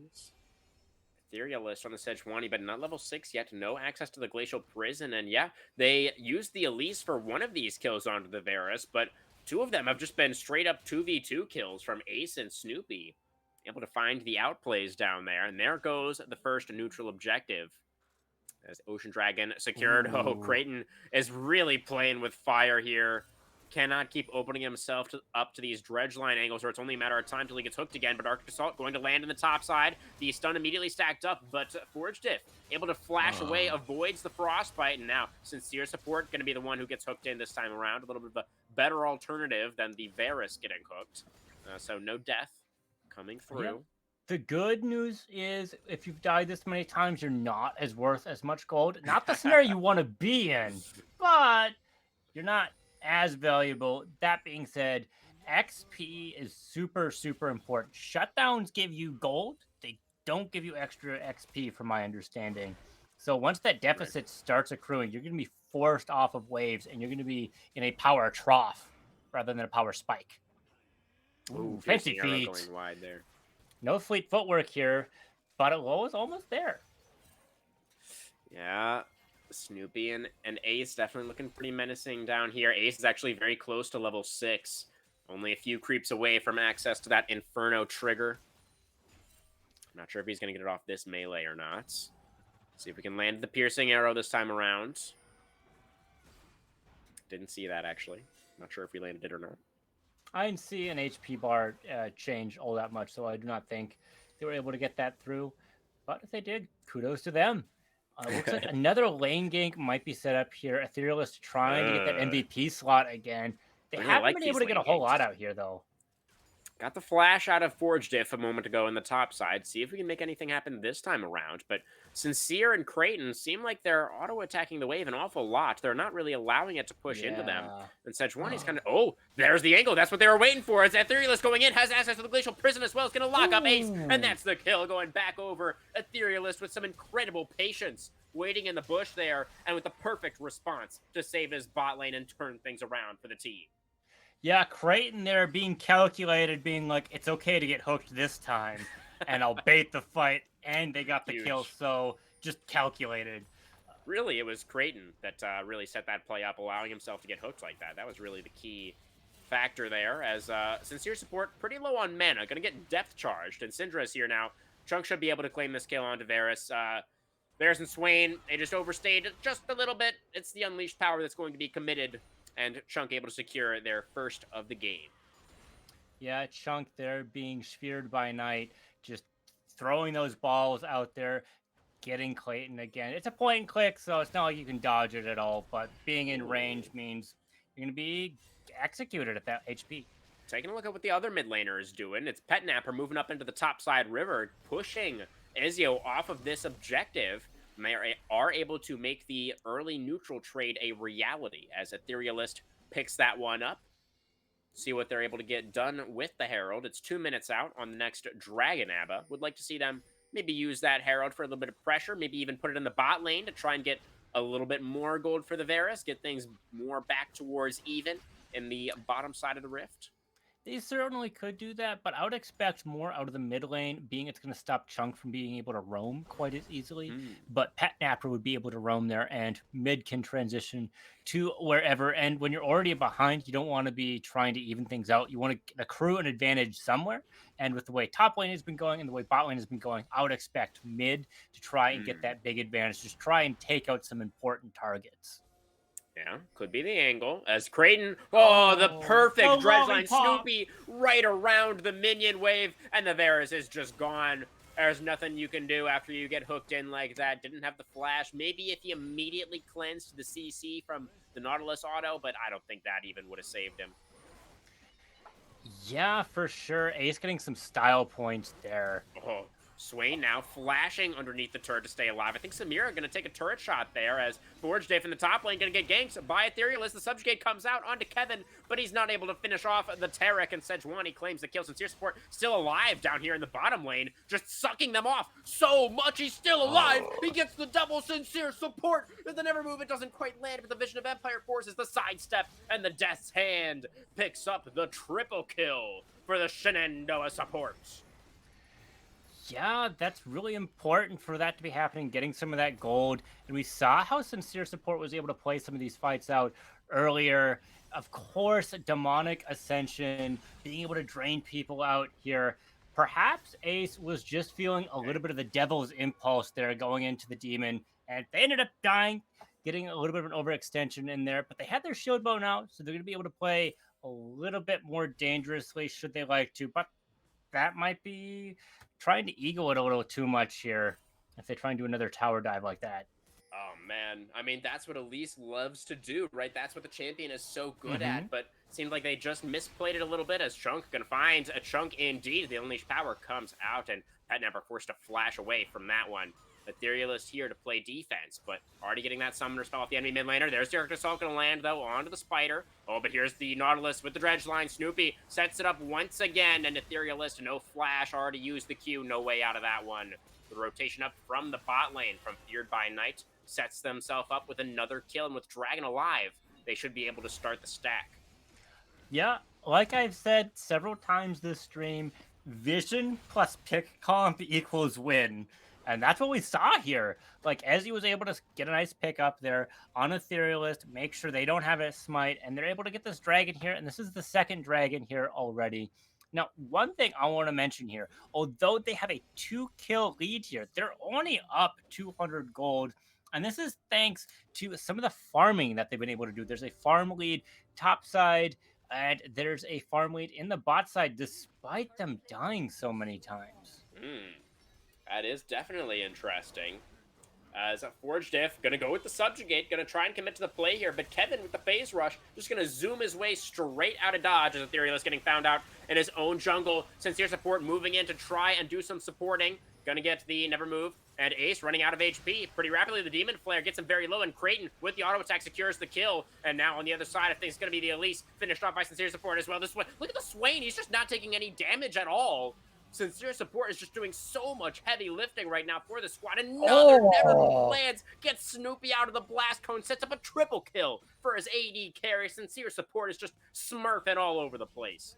Yeah, Riley's Crystal Scepter there doing wonders, slowing people down. And of course, we can't forget about that pull. The blast cone trying to say, nope, see you later, sayonara. And then the pull just stopping it, yanking, saying, you're going down, baby. So getting all those kills there on Creighton, we saw them doing pretty well in the first game when they were able to get some of these kills. And now that they have it with a 20 farm lead here and a shield bow of their own, they're going to be able to do a lot here as well. Okay, he's going to have to run away from that very angry troll. Almost got the blue buff, wasn't quite able to secure it, as that Dazzle is not going to land. But it was actually kind of winning out against the Elise in the 1v1. Just had to run from the troll. Yeah, for sure. There was some nice juicy action there in the bot lane as well, trying to push up and get that tower there. We only have one tower having fallen so far, which is on the top side. It looks like uh, the university was able to take this first tower, which is quite nice. Objective gold Hmm. also resulting in a little bit of a gold lead here as well as some of the bounties they were able to accrue as well. But the gold lead is being pushed onto them. 2,000 gold is a decent lead to be had, but it can be lost, right? We've seen some of these picks just work out so wonderfully for Feared by Night, and they can regain it if they're not careful. Yeah. Honestly, both supports have been having a hell of a game too here. Snoopy finding so many of these dredge lines. Maybe about to find another one. Yes, Oh, he will. Sincere support is here. As Varus might get taken out immediately, though. Here comes the demonic ascension. Never move gonna connect. And now Ace is in trouble. Gonna go for the Inferno trigger, but can't get it onto the AD carry. And sincere support, as we've discussed ooh. already, is not very inclined to take any damage at this point in the game. Yeah, hail of arrows preventing a lot of the healing there. You just have an executioner's basically in your kit, preventing Ace from being able to heal there. And of course, sincere support doing a good job peeling and creating, just being able to space out the ultimate there is also keen. But they might get caught out here again with two hooks to The dodge. dredge line again onto the Varus, and he doesn't have any way out of this one. Sincere support without the ultimate is just saying, yep, sorry, man, we don't actually win this one. Gonna have to let you go this time. And it will be a kill back. Snoopy again with the dredge lines. Nautilus doing everything that he can to keep the team in this one, but it really feels like Shenandoah are starting to claw their way back into a position of power as a sincere support with the combo again. Gonna get a couple of stacks on the passive. Yeah, Don't sitting think he at was able to secure 38 the cannon, already. though. Yeah, it was just kind of a lot at this point. It's Kevin Blast going over the wall. Look for the play. Oh, it's a flash away. Oh, not point and click after all, it seems, Abba, as Pet Napper wasn't quite able to find that one, but a They good weren't flash quite able, from but Chunk. forcing out the flash there, longer cooldown than your ultimate, and Oh, you're yeah. gonna be able to get some CDR or cooldown reduction on your mages as well. So quite nice. And of course, Chunk is gonna have a range advantage as Syndra over Pet Nappers Annie, which is a pretty fitting name here, being Timbers is classified as a pet. And True. You're absolutely right, Abba. I'm very happy that you were able to point that out, as Scatter will come through as Chunk tries to defend this mid-tier 1. We'll be able to clear out most of the minion wave, but Shelly will get off the charge, get that turret chunks down pretty low. Not able to finish the job, though. And now it is mid-priority. It's still 30 seconds out until the dragon spawning, though. And yeah, both teams definitely aware that this is what we're fighting for at the moment. Feared by Night doesn't have the lane priority in the bot lane, but they do have it in the top lane, and mid is going to be going to them as well. It was a little bit neutral, but Pet Napper ended up having the back go Okay, it's top Pet here. Napper with the Ghost Annie trying to chase down this very speedy Who's Trundle. out of Unfortunately, mana? has no mana whatsoever, not even so much for a solitary chomp. Okay, maybe he didn't Oh, have enough for a solitary chomp. Is it enough? Flash away from Pet Napper now. Has to watch out. This Trundle with the lethal tempo stack. He doesn't need mana. All he needs are the auto attacks with the glove, and he gets oh, him with the chomp in the end. There was missing just the enough mana, just W. enough in the tank for Forge Diff as we see a fight breaking out in the bottom side. Izio flashing away from the Nevermove, staying alive. Kevin now doing for a quick drive-by dazzle. Not able to find it that time. As Yeah, Dragon's I still wish I had alive. a replay of that, but I'm pretty sure Pet Yeah. Napper missed one ability there, which led to the Oh. death. And they didn't have a ward to try and check for the bush for them, so they weren't able to get their point and clicks. Okay, Glacial Prison gonna connect for Etherealist. Looking to chunk out Chunk. Doing a decent amount of damage here. We'll be able to chunk him out at the very least as the Winter's Wrath coming out once again. Needs one more stack of the Everfrost. It's Sincere support. That's going to claim the kill. Flashes in for the Nevermove combo. And Swain picks up number 5505 for the sincerest support in this one. Yeah, a sincere support. I think not. They're able to get a lot of these kills here, making sure that the enemy team is going to be having a harder time. And this is going to possibly prevent Soul Point here, being they have a numbers advantage. Very Yeah. good to stop. As Inferno Drake, it just gives them extra damage. And let's face it, if Ezio gets extra damage on Elise, that's just going to hurt with a Night Harvester. More like sincere bot lane AP carry, right? Yeah, AP carry. That's It's really Death Cop, guys. I swear I'm support. I'm helping you kill them. It's got death in the name. yeah. That's best defense, good offense. That's how the saying goes, right? Yeah, for sure. You don't take damage from a dead target. You really don't. It's Well, just I called mean, I supporting. guess damage over a time is a thing, but Yeah, and I guess yeah, Karthus is also a champion, that but is true. He let's is. not think about that. I'm just always objectively true, no matter what. Yeah, yeah. And he's not in this game. So in this Yeah, case, you're absolutely right. yeah, As yeah, yeah. that is going to be a Tibbers that has Ooh, dropped the onto Ace, who's cleanse. taking a lot of damage. Then he's going to get assaulted by a very angry lady riding a boar and will die as a result. As Petnapper not going to get hit by that dredge line. The Unleashed Power comes out and it's not quite enough. The Annie will be able to limp away. Kevin, maybe not so lucky. The Starlight's touch comes out, but the Tarek will be going down as Kevin hits the dirt. Only the second death this game for the Tarek top. But it is the side of Feared by Night. They're able to find a little bit of something back in the mid lane. Yeah, they were exchanging their Oh, Oh dear. spoken too soon. Chunk getting charged at by that very same angry boar lady as before. Chunk being a pet napper, just betrayal throwing from him at Tibbers. him. I Oh was my waiting for that to goodness. happen. That was incredible from Yeah. Chunk. What an incredible moment. Just the I love Syndra's interactions. One of my favorite Oh my interactions I've goodness. seen is Syndra grabbing a raptor as Warwick cues through it and he just throws it at him and tower dives the champion. Oh my goodness, that also Oh. sounds amazing. But oh, the Tibbers betrayal. That's got to be like the Yeah. highlight of this entire season for Yeah, me. Chunk is the real that pet was- napper here. that Stealing was- Tibbers. Insane. The pet napper's pet was napped in Yep. that particular instance. Really nicely done from Chunk. Really cute, honestly.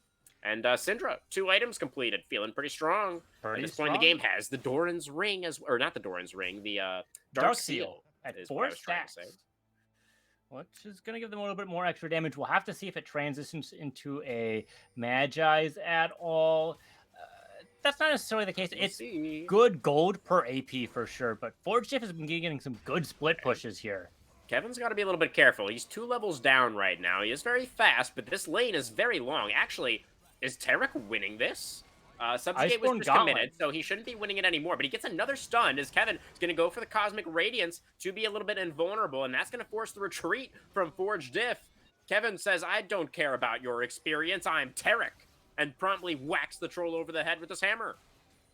Yeah, just making that split push a little bit borked and not going to get a whole lot out of it. And it looks like Kevin's going to be able to get a split push here. We're fighting over the red buff here, but with Ezio not being here, they're not going to be able to secure it with a smite. And Snoopy doesn't have the most damage in their kit as well to try and take it. It's not like you have a Lux support who's just going to be able to ignite it. Yeah, definitely the case. So we see the Radiant Virtue for sincere support on the Swain. Is this what he went for last game as well? I don't quite recall. I don't believe that's the case, but I wasn't paying as much attention to builds as I normally do as how Actually, the gold difference happened. But yeah. Etherealist also went with that same mythic, which I've seen before. It's pretty potent. This is a very on common its- build for Sejuani for sure. Yeah.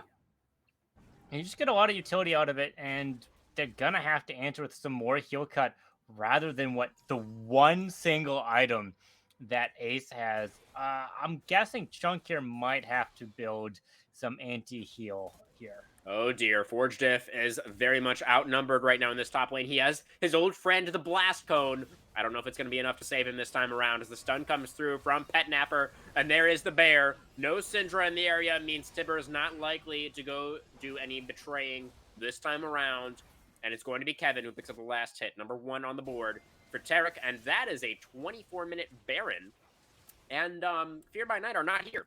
They're not even remotely close to this Baron. Yeah, trying to trade that objective there. Of course, fire beats ice here if you know your Pokemon stats at all. Yeah. So Annie beating Forge Diff here certainly makes sense. And Baron for mid tower is pretty good yeah. exchange here. It's good that Feared by Night was able to get something out of this, but they're going to be able to just push this wave pretty naturally. The minions are going to be able to move faster, and with their extra stats as well, that's going to be good. And Forge Diff is going to be missed having out to on force- the Arctic Assault there, but Ezio is going to go for something with the Repel. Still has to flash away. The threat of the Annie is too much. Tibber's not available, but Ezio might not even being sure that that was the case, as the stun, even without the Tibbers, may have been deadly. And it looks like this dragon will not be contested, as Elise having to burn the flash like that means she's not going to be able to get into the pit without They could repel. dropping. They could repel, but that is a bit dangerous Mm, here. No need to Not getting risk it out. for the biscuit. Yeah. See, Glacial Prison Hmm. will land onto the Nautilus, which sets up Oh, the perfectly for the Never Move. And CC. Snoopy is trying to flash away, but now he's going to get Arctic Assaulted as well. There's so much CC. He has his own Death Charge for the disengage, and Snoopy will barely be able to survive. And now the Cosmic Radiance is worn off. Sincere Support going for the Demonic Ascension, but it's a little bit too late. The big shutdown. That's the first death of the game for Sincere Support, and it goes into Ace's back pocket. The Samira with a much needed payday. The Baron buff still on 4 members for Shenandoah. Looking like they want to get a little bit more, but they're going to have to back away. Not able to continue the push without their Swain. Yeah, he's been kind of key for how all of these fights have been going through. Good peel, good damage, and good setup with the Rylai's Crystal Scepter as well. And they just got chunked out a little bit too much there. Clayton was 1v1ing Forge Chip, just barely getting out, being able to kite back to their team, which is good for them not dying. Oh, that is Ethereal. Gonna get scattered a little bit. There's the Cocoon as well. The Unleashed Power comes out onto the mid laner, and Pet Napper goes down. Ethereal is next to follow. It's huge. It's a massive fight for Feared by Night. They get a huge win in the mid lane. They knock off 3 more Baron buffs. Now it's only Kevin who has it left. Absolutely massive. They don't lose anybody. Yeah, they don't lose anyone here. Chunk performs quite well from the games I've been seeing by Feared by Night. At which point, if they're going to be playing Cinder this much, they might as well be calling it Feared by Night, because all of these ultimates are getting a lot of executes here and creating a lot of pressure. When you have an artillery mage with these 2 good items here, plus Sork Boots, plus the Dark Seal at 8, you got to count that in there as another good item, being able to punish them as well. It looks like they aren't going for more heal cut here. They're just going to be trying to take a little bit more abuse here with the Banshee's Veil. Just being able to ignore an ability here might be what they need. It's Never Move. Sincere Support is back out onto the Rift, back to his supporting ways as Ezio's running rapidly out of HP, but it's the side of Shenandoah who are a little bit overextended right now in the enemy jungle. The Cosmic Radiance will come out, but heavily outnumbered. I don't know if they're going to be able to turn this fight. Sincere Support is doing his best. The Death's Hand come out. The Never Move once again pulls Ace back in. Is it enough? Yes, it is. Death's Hand comes out once again, and it's Swain who gets his revenge on the Samira, and now it's only Trundle and Nautilus here. The CC comes through as the collapse is good from Shenandoah. They're able to get a fight back in their own favor with a 3-for-0 as Ezio under the turret, able to repel. But what goes up, it must come down. It's Tarek who's cocooned underneath the tier 2 turret and will have to retreat. So not able to get the spider, but still a big punch back from Shenandoah as Trunk is getting dove on underneath the mid tier 2. This turret will fall. So Etherealist holding on to the prison for now. One thing I have to mention here, it's 16-16, and the gold is pretty even right now. It hasn't felt like it these last 10 or so minutes, with Baron being taken so early and getting some of these dragons, but... Oh, it's easier with an aggressive repel over the wall there. Chain of Corruption will go wide. Sejuani still holding on to her own ultimate as Ace. Where are you going, Ace? He just walked right into a dazzle. Oh, I'm not sure what happened there, Abba, but that wasn't a good look from the layered CC AD. will do that to you. When you're an AD carry, you live by the damage, die by the damage. And when you get picked out like there, and you don't have cleanse, you can't answer any of those as well. Even though you're so close to your Nexus, able to sit underneath those towers, there's a lot of tank to answer there. And when you have like a Lord Dominix plus Infinity Edge, you just really chew through them and eat them up with your ultimate once you get it nice and stacked. It doesn't feel so great. And when they have so much CC to return, even if you end up getting that off, it's just going to be shut down immediately. And that's a lot of your damage there. Yeah. Interesting that Ace would go for the heal cut item in this situation. I don't think it really mattered at all in that particular instance. No. But it does mean that the Samir's damage is going to be a little bit lower, right? Just in general. As we do have the third Infernal in just about 35 seconds, Abba. This will be Infernal Soul Point for either team if they can secure it. Yeah, Infernal damage is going to be quite a bit. Just a little bit more damage on your tanks and your carries is always nice for sure. And Creighton's going to get some value out of his on-hit build. It's not like his crits are going to be any bigger as he has Rage Blade because he's going on-hit rather than with some of his other builds. Good scatter. Etherealist assaulting away. Complete control right now over the Dragon Pit for the side of Shenandoah. Ezio trying to push his way in, but the Never Move going to land. Elise going to take a little bit of damage, able to repel, get herself to safety, at least for now. Spider comes down, Chain of Corruption onto the Nautilus, never move connecting. Snoopy going to be running out of HP, flashed away, trying to stay alive. The Piercing Arrow, not quite enough as the Locket will save the Nautilus. As Sincere Sport going to get scattered. Going with the Demonic Ascension now. Can he land another Never Move? It's Chunk flashing away from that one, but will get dazzled. The Unleashed Power is enough to take out the enemy support. Kevin, a little bit late there on the Cosmic Radiance, will come down in order to buy himself a little bit more time. It's Ethereal is prioritizing the objective. Can he burn down the dragon in time? He'll turn off of it now. Here comes the Glacial Prison. Is he able to turn this fight around with the help of Kraton's Varus? Can they get onto the Varus? The Dredge Line is blocked with the Death Charge. Goes straight through the Sejuani, and it's going to be the shutdown coming through as Chunk is dominating. Picks up a double kill, and Forge Diff is already in the enemy base, but he will die. But a huge fight for Feared by Night. A lot of the enableability that we were seeing here was because of all the CC you're able to get out of Pet Napper, Etherealist, and Kevin. But Kevin and Sincere Support, along with Kraton, were dealing with the entire team of Feared by Night. Meanwhile, Pet Napper had to deal with Forge Diff, and of course, we saw Etherealist just trying to solo the dragon, and Sejuani does not take dragons by themselves super fast. No, she doesn't. So the entire rest of the team had to just kind of wait for that to happen or turn. So they either needed to be going under the dragon here and trying to commit a fight there, understanding that they already have the space, try and burst it down with the damage lead that they're probably going to be having at this point, and take it, or take the fight and then go for the objective if they're healthy enough to do it in the Death Timers lineup. But with the way they ended up playing that, they split themselves up too much here, which resulted in things not going super well. Plus, they had vision in the river. They didn't have vision in the enemy jungle as much as they would have needed for that to rely, and they were playing against a pick comp. Yeah, it was just a little bit of an overextension. It was Kevin and Sincere a little bit too deep away from the rest of the team, and they ended up getting CC'd, taken out. And now it is Infernal Soul Point secured by Feared by Night. Baron alive on the map now as well. But you can see Shenandoah very much aware that this could be a possibility. And you got to keep in mind, Forge Diff is splitting the bot, and if Kevin doesn't TP here, there's just going to be some towers taken. Well, it's going to be a dive onto the Syndra for now as the Glacial Prison connects the Never Move as well. Mid laner in trouble. Trunk's going to get taken out. Shutdown goes over to the Varus, and now it's Ace flashing in, looking for a big play on the Samira, but will not find it. Only his own death is what awaits him. And now the teleport will come through from Kevin. Oh, but it's too late. It's Trundle able to take out the inhibitor turret, and he might be able to get the inhibitor here as well. It's a beeline down mid for the rest of Shenandoah as Kevin goes back to defend. Yeah, possible base rush here with the 1v1 going on. Chain of Corruption landing as well, enabling some of that pick up on their Chunk getting, well, not even chunked out here, just ending up dying here. So it's going to be another 20 seconds for Chunk and 10 seconds for Ace to be able to respond here. And they're able to get the inhib for their side. But Feared by Night isn't able to get it.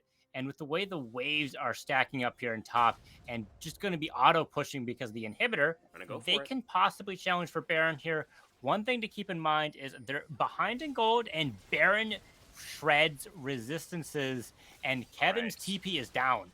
The enemy jungler is here, so is Snoopy. Gonna look for a dredge line. Baron is going down relatively fast, but Ezio could end up getting into the pit. The fight is breaking out. The Unleashed Power onto the Swain. Sincere Support is gonna be taken out again. It's Ethereal is sticking on the objective when I think the Sejuani needed to turn for the fight, and it's going to be the side of Feared by Night that rout their opposition in the Baron pit. It was a bridge too far for Shenandoah. They end up throwing it all away. Yeah, that's 2 times where we've seen the jungler focusing the objective when they needed to turn. They didn't have the numbers advantage, so even if they ended up taking the Baron, they would all die for it, which means they would have to try and force this fight out. And with a numbers disadvantage and Kevin not having TP, this play was always going to work out in the side of Feared by Night, especially with the way the gold is. Like I was speaking not too long ago, the gold difference was fairly even, but that dragon fight happened, and now this Baron fight happened. This gold lead is going on to Feared by Night, and I said they were going to be the favored pick here just because vision plus pick comp generally is going to win here, because they haven't been able to stop any of this vision denial here and try and stop Feared by Night's game plan here. And anytime they've been able to do that, they just overextend and die because of it, which means Feared by Night is kind of getting their game plan for free. the enemy team is setting them up for success. Yeah, just giving them these big team fights where And Samira can shutdowns. really thrive, right? Absolutely, yeah, those shutdowns playing such a critical role in extending the gold lead to the point where it is now, where Feared by Night have this huge advantage that you were just talking about. And now, Infernal Soul on the table for Feared by Night in just about 35 seconds, but Snoopy is going to get stunned up. It's going to be the Never Move follow-up from Sincere Support. The Dazzle comes out as well. Snoopy trying to flash away, trying to stay alive. Its piercing arrow is just short, but it's not going to matter. Sincere Support picks up the kill, and now Forge Diff in a 1v1 with Etherealist down here as the Substitute already used. Etherealist flashing away, not able to get away from this extremely strong Trundle, level 18 now. And Forge Diff going to be able to flash away to stay alive. So no jungler for Shenandoah. They're going to need to win this fight convincingly to get the objective as Chunk goes golden. The Cosmic Radiance comes out. Syndra flashing away. Is she able to live? Not quite, just barely. The last auto comes out from Creighton to be able to get the kill. And now Forge Diff, no flash anymore on the Trundle. Going to get pulled back by the Never Move. The Dazzle not quite enough. The piercing arrow will find its mark as Creighton picks up the double.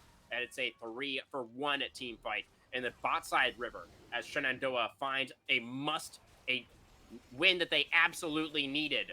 Looks like they're going to be able to get the dragon as well. They absolutely did need that. Forge Diff using his item leverage there, Bork making sure that no one could run away, getting that pick there. But unfortunately, Chunk wasn't able to use their ultimate to get a pick there. People ended up living, and they ended up dying as a result from that. All this healing coming into fruition with the double Radiant Virtue and just some of the items they've been building as well. But they have heal cut on Sincere Support here, which means they're going to have some heal cut and prevent some of their game plan here. Just like Ace has some decent healing on their kit. And of course, Forge Diff is going to have healing in their kit with their champion. Sincere Support level 16 on the Swain, higher than his jungler and AD carry at the moment. Fun fact. Does he have more gold as well? What? More gold than the jungler, but Varus has edged him out a little bit in the gold department. 1.5, 2K. 14.7 versus 12.3. I would bet a lot of money, though, that Swain is going to have the most damage on his team at the end of this one. Oh, yeah, there's a pretty good chance of that. Oh, yeah. Pretty good chance of that, indeed. A lot of AoE suck damage. It'd be a very bet that I would be very willing to take, as we do have an inhibitor down for the side of Feared by Night. It's been down for a while. Actually, it's probably going to come back pretty soon. Yeah, but as it's timed around with the Baron. Yeah. Forge Diff will be able to roam out of the jungle and out of danger. Looks like the top lane is now going to be the lane to play on for the side of Shenandoah. We have 2 minutes on the Baron. Yeah, they're going to be trying to set up for Baron here. The inhib is going to be pushing here so long as the super minions continue to exist. It should be coming down in the next 30 seconds, I would believe. 30 seconds, minute. So I don't think it's timed perfectly with Baron. Yeah, right there. So trying to punish now. It's the side of Feared by Night that are potentially we're looking like to do. They wanted to do a little collapsing, but now we see a Forge Diff moving back into the mid lane. So this is where I think Trundle is the strongest, split away from the rest of the team, trying to take out these structures with the split push. Straight down mid right now is the angle, but Kevin's going to be in position to defend. Yeah, Trundle's split push is really quite deadly, and if you don't have a duelist to answer with it.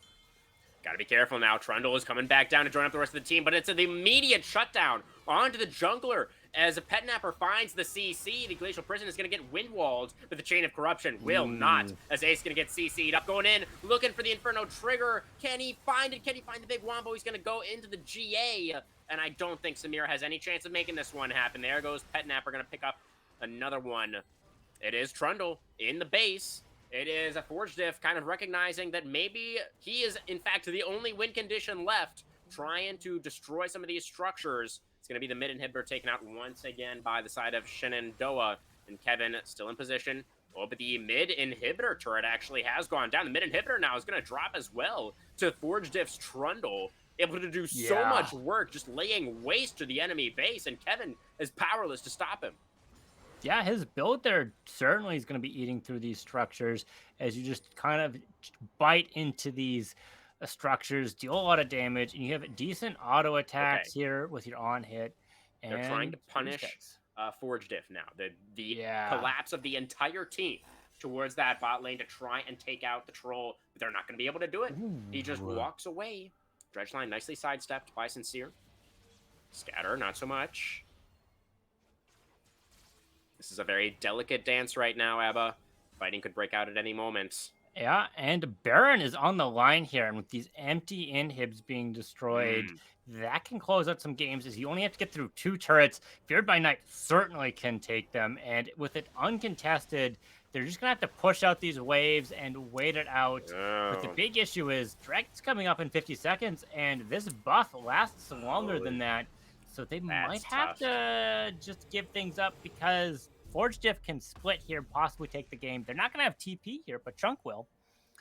Feared by Night have their pick now. They can play this out however they would like to. They can either play for the top lane and look to end the game. They can like split the team up a little bit and try and delay the dragon and send Forge Diff top. That might be the best call, or they could all commit to the dragon. They are definitely more powerful right now, but the 5v5 might be a bit of a risky option. It is a big choke point here, so it's you're able to land some of these more important skill shots, which is certainly going to be in the favor of the university. But with the gold lead, that's not going to be quite enough if they can't get some crucial picks. We shall see. It looks like 5v5 is going to be the choice as Forge Diff moves into the river, puts down the pillar. The Trundle is going to be the first target as the Demonic Ascension comes out from Sincere Support, Cosmic Radiance right at the beginning as well. Elise off on the side, and the Ace is in the middle of things, trying to get out this Inferno Trigger. The Unleashed Power onto Etherealist is going to be the Samira that's taken out first, though. Absolute chaos. It looks like it's the side of Feared by Night with the higher health bar. So Etherealist going to get chased down. Chunk will be able to finish off the enemy mid laner as well. Oh, It is the Tibbers! 5-for-2 as Tibbers able to get one back in the end, but I don't think it's going to be enough. There's already supers on the Nexus turrets, and Feared by Night will bring us to game 3. Yeah, it's not a bird, it's not a plane, it's the super minions taking out the base here along with Forge Diff, being able to chunk stuff out. They did so much damage into Forge Diff, who could just kind of heal it all up with Spirit Visage and Blade of the Rune King, plus the rest of his kit. And because the damage is going into him rather than into Chunk or Ace, they're not able to get some of these crucial kills and get a pick off. So Feared by Night taking this game just like I predicted, and for the same reasons. Vision was very crucial here. Although I do Yeah. have to give credit where credit's due. Sincere Support had a 97 vision score, and Snoopy had a 97 vision score, trying to deny it with the sweepers there, of course. But the overall lead, I believe, goes over to Feared by Night with a higher vision score in the jungle, as well with their 80 carry. Yeah, definitely the case. It was really nice. I loved what Feared by Night was able to put together in the draft, and then they ended up playing it out really well. You know, there were a couple of Yeah. fights that did go back the way of Shenandoah. This was definitely a bit of a slobber knocker. You know, some big wins on both sides over the course of this game. But overall, you know, it was Snoopy on this Nautilus, man, hitting so many dredge lines, especially in the early game. And moving Yeah. towards the later stages, I really felt like Chunk was kind of masterminding, orchestrating a lot of these team fights really beautifully. Yep. Who would you look towards as your player of the game for this one there, Abba? So it's a difficult choice here because Forge Diff's split pushes were phenomenal. True. They got them, what was it, like 2 or 3 inhibs here, plus I forget how many towers as well. And they were able to prevent Kevin from scaling quite as fast. He was able to get a lot of the XP. Sure, he wasn't getting 10 CS a minute, but he didn't need to. He was able to win all of these 1v1s and force out answers that were just kind of uncomfortable for the enemy team to deal with. I was seeing them paying, like, well, we got to deal with this, but we also got to answer this fight. And if they didn't know the answer now, that was going to be either a lose-lose or they weren't going to win as much as they normally would. So I think Forge Diff is going to be my answer here, despite how well Chunk was able to kind of set their team up as well. Yeah, some really great performances from everybody on Feared by Nights. You know, that's when this team looks their best, right? When everybody is kind of popping off and having those high moments. And that was definitely the case this time around. Really excellently done, able to tie the match score up at 1-1. And the deciding game 3, of course, what it all is going to come down to. Spot in the grand finals on the line. You don't want to miss this one, guys. We'll be right back.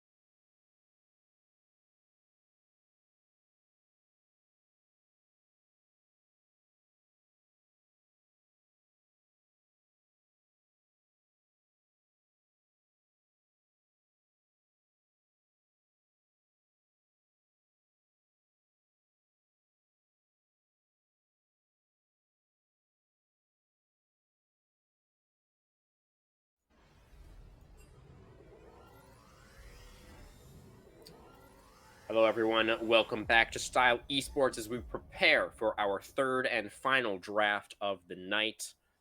We will be, I believe, staying on the same sides as in the previous game. It's going to be Shenandoah remaining on the red side and Feared by Night sticking on the blue.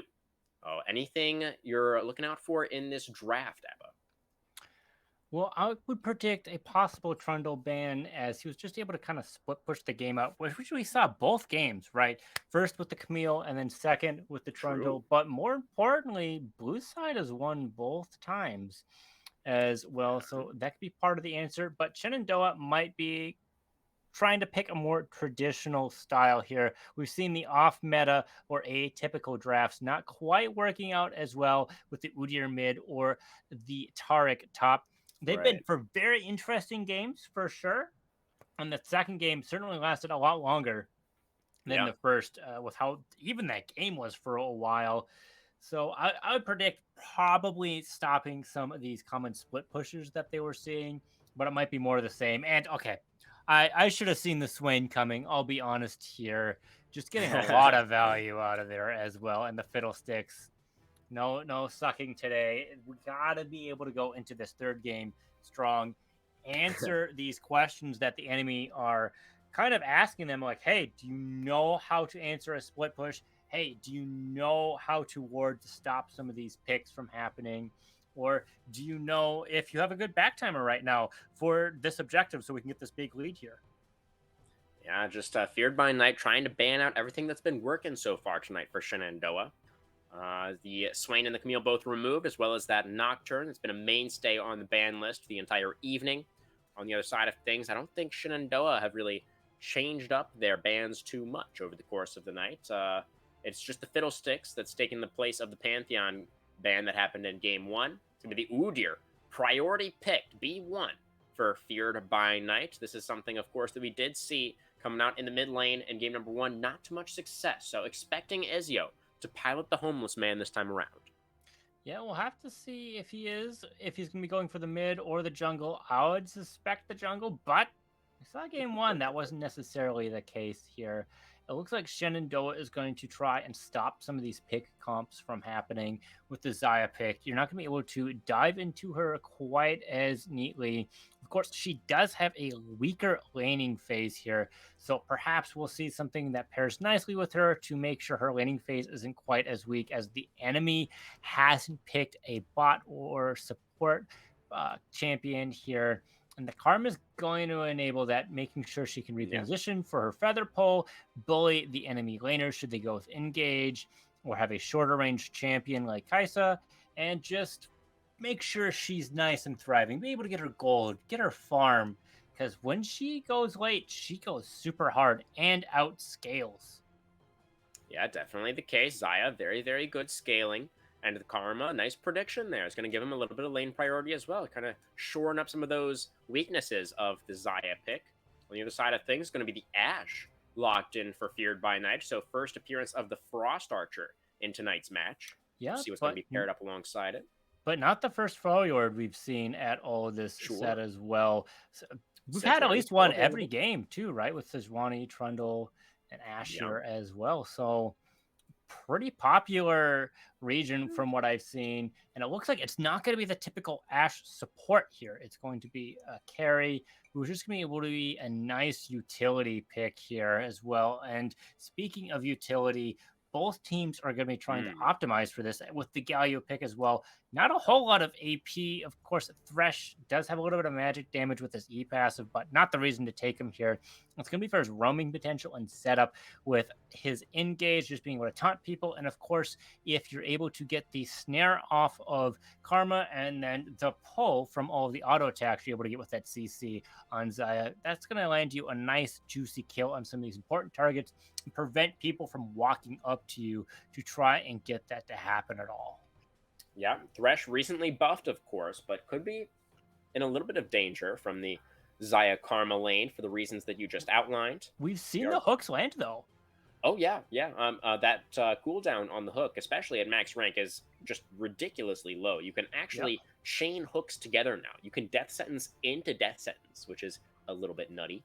Yeah, We'll I see was it. just gonna say, getting hooked this often can be a bit of a death sentence here Oh with yeah, just the Thresh pick or just hooks in general. We saw it being super lethal into the true. bot lane, and with how you're able to set up some of this vision, like I've been Hmm. saying with Ash as well, and the lantern does give you vision inside bushes as well. Just being able to pull people Oh, the around, making sure your Diana. teams are safe is super important here. Diana doesn't have a combo piece like I typically see with I like mean, Galio a seems okay. Yasuo, but yeah, I You suppose. go in for the moonfall, you get the hero's entrance over the top, you hold him in place with the knock up, and then sets him up for the other knock up. Could be pretty good. That could be Uh, that, yeah, yeah. I suppose that could be pretty good there as well. it is Galio for Pet Napper again. This is what they got, or what they were playing in the first game, the game that Shenandoah was able to win very convincingly. Was them on the Galio, so like that pickup as well. It's the A Soul that's going to be matching it though, so a bold choice from Feared by Night. It's a very scaling option, very weak in the early laning phase, so potentially could get snowballed on Ebba. Yeah, could get snowballed on once you get some of these like first items.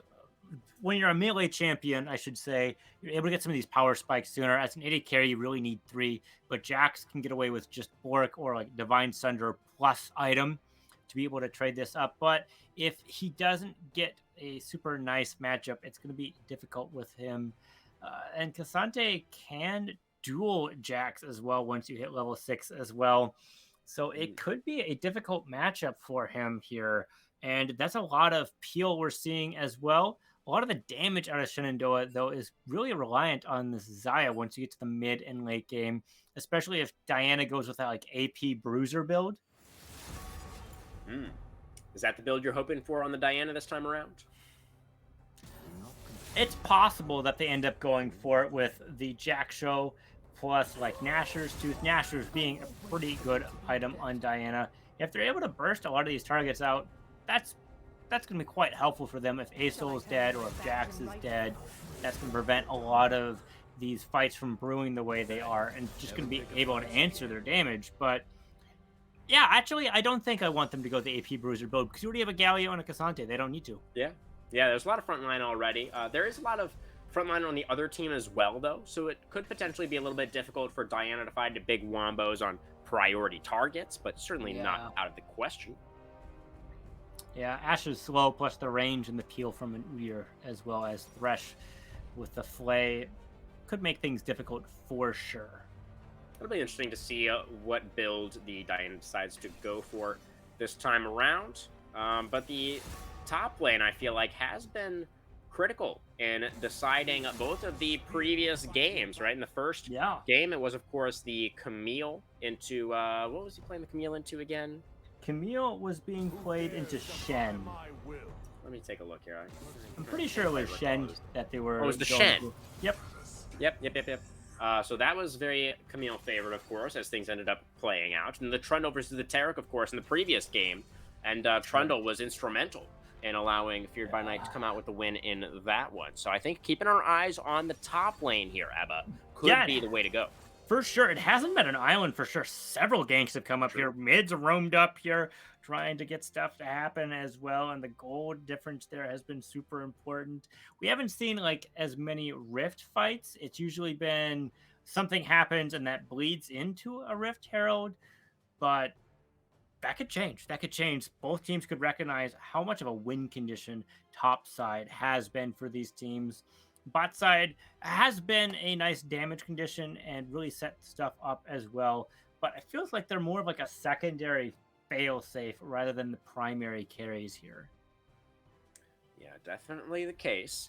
So the Aurelion Soul is going to have to demand some of our attention as well to see what Chunk is able to do with that pick. Had a great game, obviously, last game on the Syndra. See if they're able to control team fights in the same way. The Aurelion Soul could give them even more power to do so, potentially. Yep, just gonna go boop and take them out. Just like that, yeah, with that sound effect as well, I imagine, right? Well, that used to be one of his voice lines, at least. If you hit him with the one of his balls, You would just like say boop, or the ultimate. It was the ultimate, actually. That's pretty hilarious. Yeah, We'll it's just watch like out his for any deep, boops for sure. yeah, with his deep voice. Of course, he's been castrated a little bit, but he still has a lot He's of gonna be damage there balls. without his balls. So, and his voice is just as low as ever. So, Okay, no good, raise good. there. All right. So seems like things are working out relatively well for the Star Dragon. He's been feeling pretty good, I think, overall after the rework. Yeah. Balls or no. Overall, though, do you favor one of these drafts for Game 3, the all important, the deciding Game 3? You think either one of these teams were able to find themselves an advantage in the first phase? I think Feared by Night is going to be able to take this out. Of course, Really? Shenandoah is going to have a better. No, actually, they might not even have better I scaling here mean, with how Jax goes as well. Casante does scale pretty decently, oh, but I think Aurelion Aurelion Sol Soul is just so strong right now. he's And the we've been able scale. to see Chunk do a lot of work on their champions, and it fits their play style, which is also super important here. All right, so we'll see. Feared by Night, they do have a little bit of momentum going into this game. Would be incredible if they can make this run all the way from the bottom of the standings in the regular season, all the way to the grand finals. Would be quite the story. But over on the other side of things for Shenandoah, we saw what they were capable of in game number 1. They have the potential to snowball this composition once again. If they can get ahead early, they could end this game before it even really gets started. So we shall see who will end up on top, who will secure that spot in the grand finals in the top 2 position at the end of season 14. Don't go anywhere, guys. We'll be on to the Rift very soon for the last game of the night.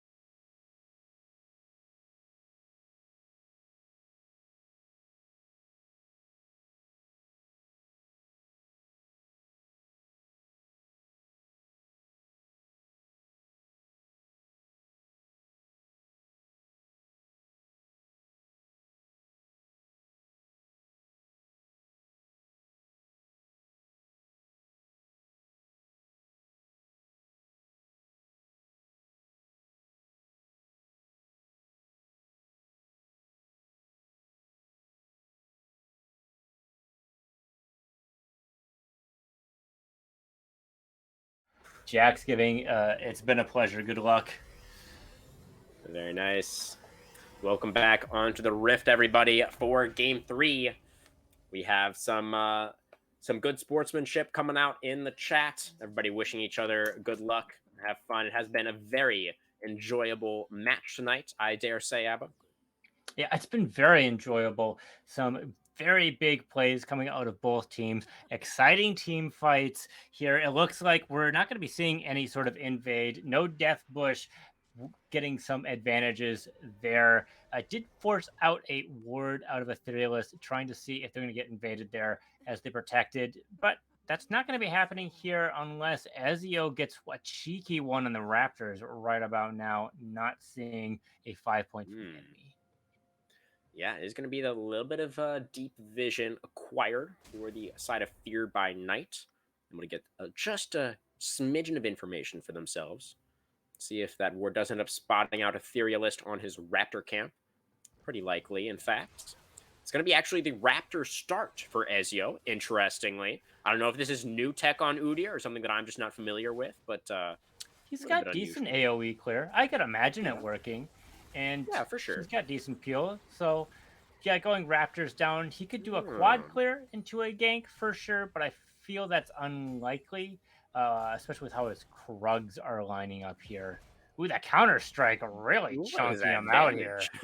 Oh my goodness, Conqueror stacked for Forge Diff, getting a massive trade at level 1.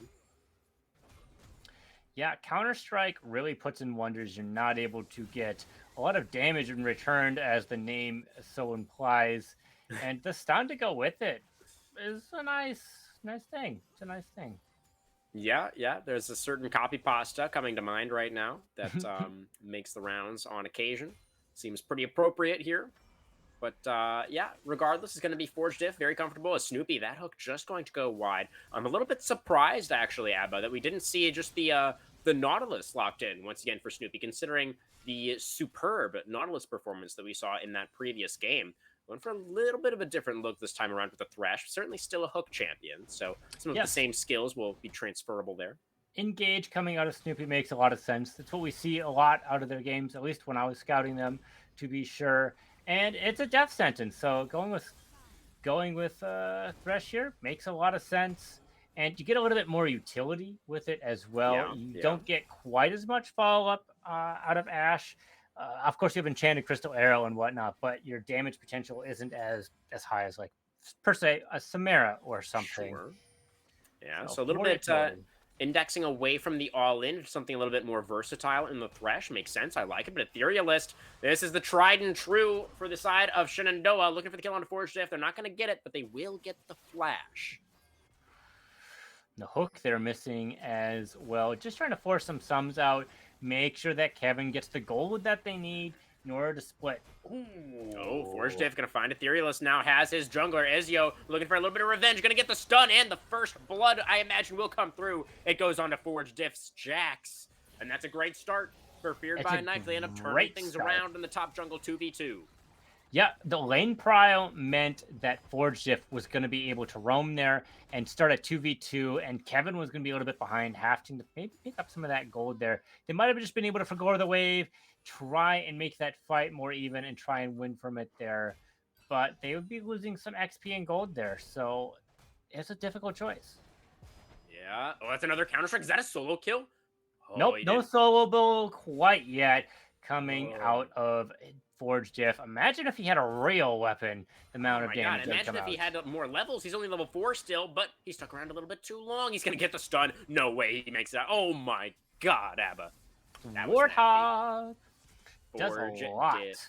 Just being able to get out there. And they're going to be at a little bit of a gold lead here because Kevin's going to be backing, buying, and then TPing versus the CS lead that's currently sitting out of Forge Diff, because Kevin isn't going to be able to push this out. The wave is too thick. So he's going to have to TP, and looks like he's going for a Bramble Vest. Creighton having to death sentence landing. Yeah, Snoopy getting the cleanse out from Creighton. It's a full court press right now in the first few minutes from Feared by Night. Able to find advantages for themselves once again in the top and the bot lane. This is exactly how Game 2 started at. But it did not start with an invade coming out of Ezio this early. True. And I did want to touch on a couple of other things as well. The Jax pick for Forge Diff, actually, this is something... Okay, hang on a second. As the jungler's fighting a little bit in the bot side jungle, the rotation looks like it's going to come through from the Karma, but Udyr should be able to run up towards the top side. Petnapper, you got to collapse. He's a little bit too slow on it. The Galio, I think, not going to be able to cut off the Udyr's escape path. And Izya will not be punished for that aggressive invading. But yes, Jax for Forge Diff is a pick that we've seen from him many times and consistently performs well on it. Saved it for game 3 to pull it out as Petnapper finds the taunt in mid lane. Chunk going for the retreat. Will be able to sail back towards his tier 1 turret. Yeah, and we see Ethereal barely getting out of there. Yeah, only 82 health thereafter, getting a little bit of resistances and healing out. So very close call out of Petnapper.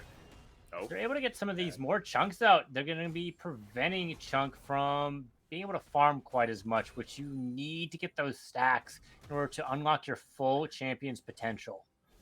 Yeah, it has seemed to me like up until that point, Chunk had been farming very, very comfortably though. So seems like the Aurelion Soul is just cruising along for the time being. Didn't even have to flash or anything in that attempted play. So just gliding out, being chilling, get some nice farm. Just relaxing out there in the cosmos. Yeah, vibing with some stars. Yeah, that's what Aurelion Soul likes to do. I think. Yeah, it's hard being a cosmic dragon sometimes. Yeah. People just don't understand you as much. Certainly tough for me to imagine. I think that much is fair. As top laners continuing to scuffle up here, I did call out that we needed to keep our eyes up here, and I'm glad that the spectator camera agrees, because this is definitely going to be an important matchup as the knockback comes through from Kevin. Diana waiting in the wings. The all-out is good, and Etherealist secures the kill. Forge Diff goes down, and the top lane is dead even once again. Yeah, Kevin was able to push that out just well enough for the counter-strike. Your abilities will go through, and then the follow-up there by Etherealist was quite good, although Dragon's coming up here, so they might not be able to get Dragon here. We'll have to see if they go for Rift instead, even though they won't have mid-prio. Oh, that's a nice knock-up. Interrupts Aurelion Soul's Cosmic Flight, or Astral Flight, or whatever it's called, so we'll get the flash now out of the Star Dragon. But the other dragon will indeed be going down, as the side of Feared by Night are able to secure the first neutral. Rift Herald spawning now. I imagine Etherealist will go straight over there, or will be there in just a moment to try and trade those. Yeah, it's got to be a little awkward there, trying to kill your own kind just to help your team out. Got to feel a little awkward, but, you know, the gold doesn't help, and you're a dragon, so how bad could it really be? I guess it's like Star Dragon as opposed to an Infernal Dragon, so... You know, distant cousins, maybe, if distant that. Cousins. The wrong side of the family tree. It's okay. Yeah. Or maybe, you know, these dragon families, I imagine, can probably have some pretty severe disagreements from time to time. Maybe that's what we were taking a look at just there, as both junglers are near this top lane, exactly where they should be, Abba. But actually, it's Udyr who's on the objective at the moment. And Etherealist, I'm not sure if Etherealist has any idea. As Galio's going to go into the mid lane here. Cannot quite get the range for the taunt. Could have flashed for that. Yeah, didn't decide to go for it. Yeah, well, they have mid-prio here, and they're fighting over top prio as well. Oh, Chunk's dangerously low the Winds here. of War almost enough to finish off the dragon there. It's a very strong gust. Some strong headwinds almost taking the dragon out of the sky as the Winds of War! And Petnapper is able to do it. The star descends, and it just doesn't matter.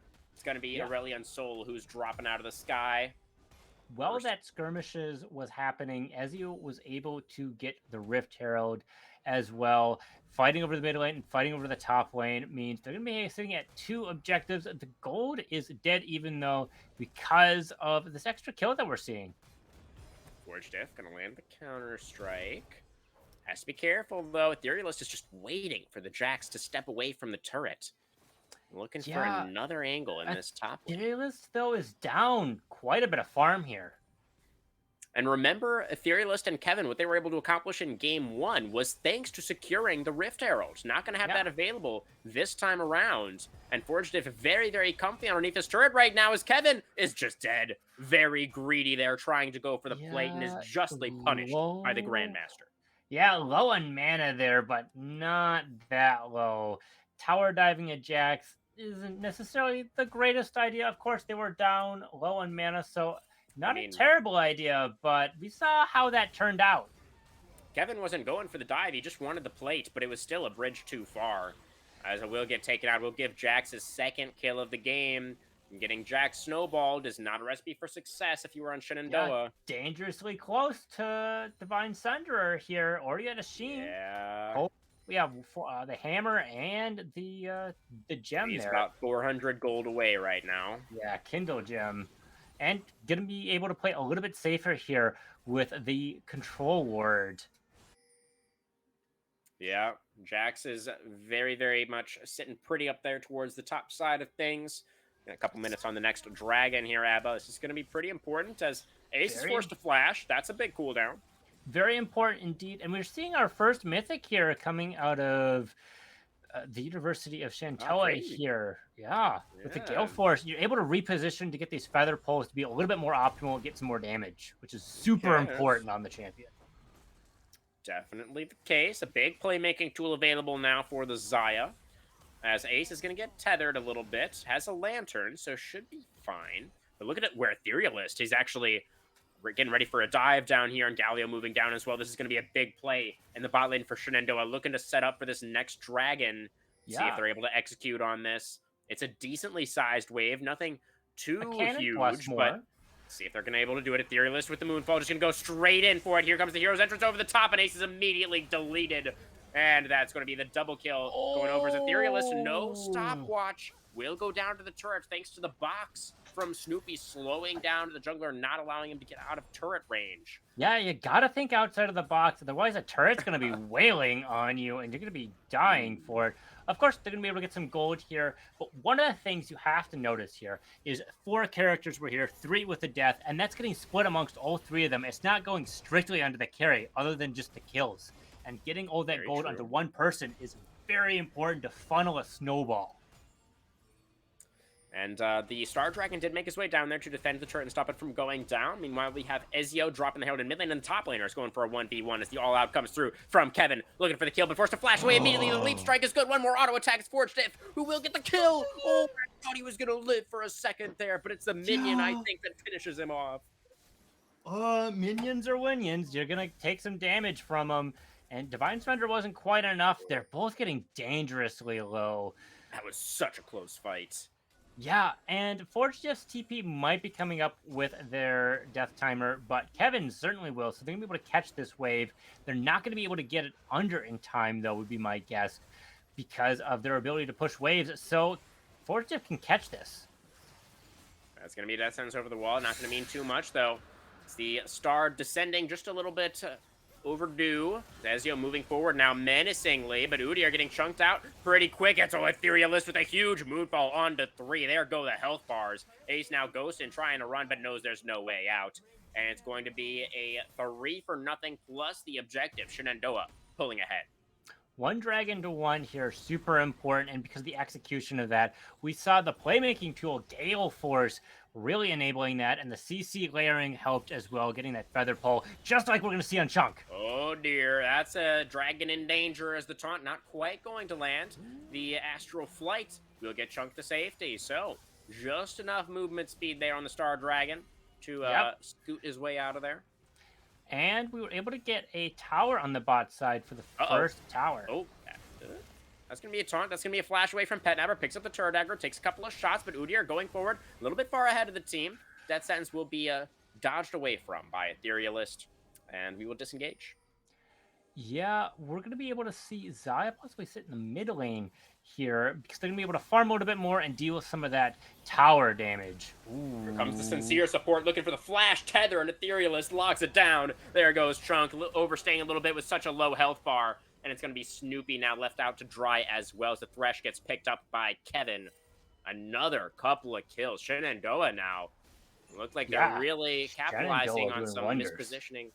Sorry, what was that? I said Shenandoah doing wonders here. Let's just take a moment to appreciate how much they've been able to breathe and pull together and just move fluidly between lanes and plays, getting some of this advantage here. We're sitting at around a 3K gold lead, and it's because of all these plays. Maybe these plays didn't work out at the beginning there. They were able to get that first Rift Herald. We're going to be able to create a decent amount of pressure here with the second Rift Herald, getting some of these towers and making sure you can counter invade who's been doing that to you and get some more of that farm to push Whoa. this lead. Ezio is not in a great spot right now. That is going to be an enchanted crystal arrow coming out from Ace, but this Udyr is going to get absolutely collapsed on, as the Ash is actually going to be the one in trouble here now. That's a Death Sentence connecting. That's the Star Dragon picking up the first kill of the fight onto the Sincere support, as the Justice Punch will be blocked by Snoopy. The Lantern is beautiful to bring the Star Dragon back over the hero's entrance. Going to come out as the Death Sentence not quite there. Now it's Creighton on the chase, able to pick off the kill onto the enemy marksman. Galio just able to get away with a sliver of a health bar. Now Ezio, though,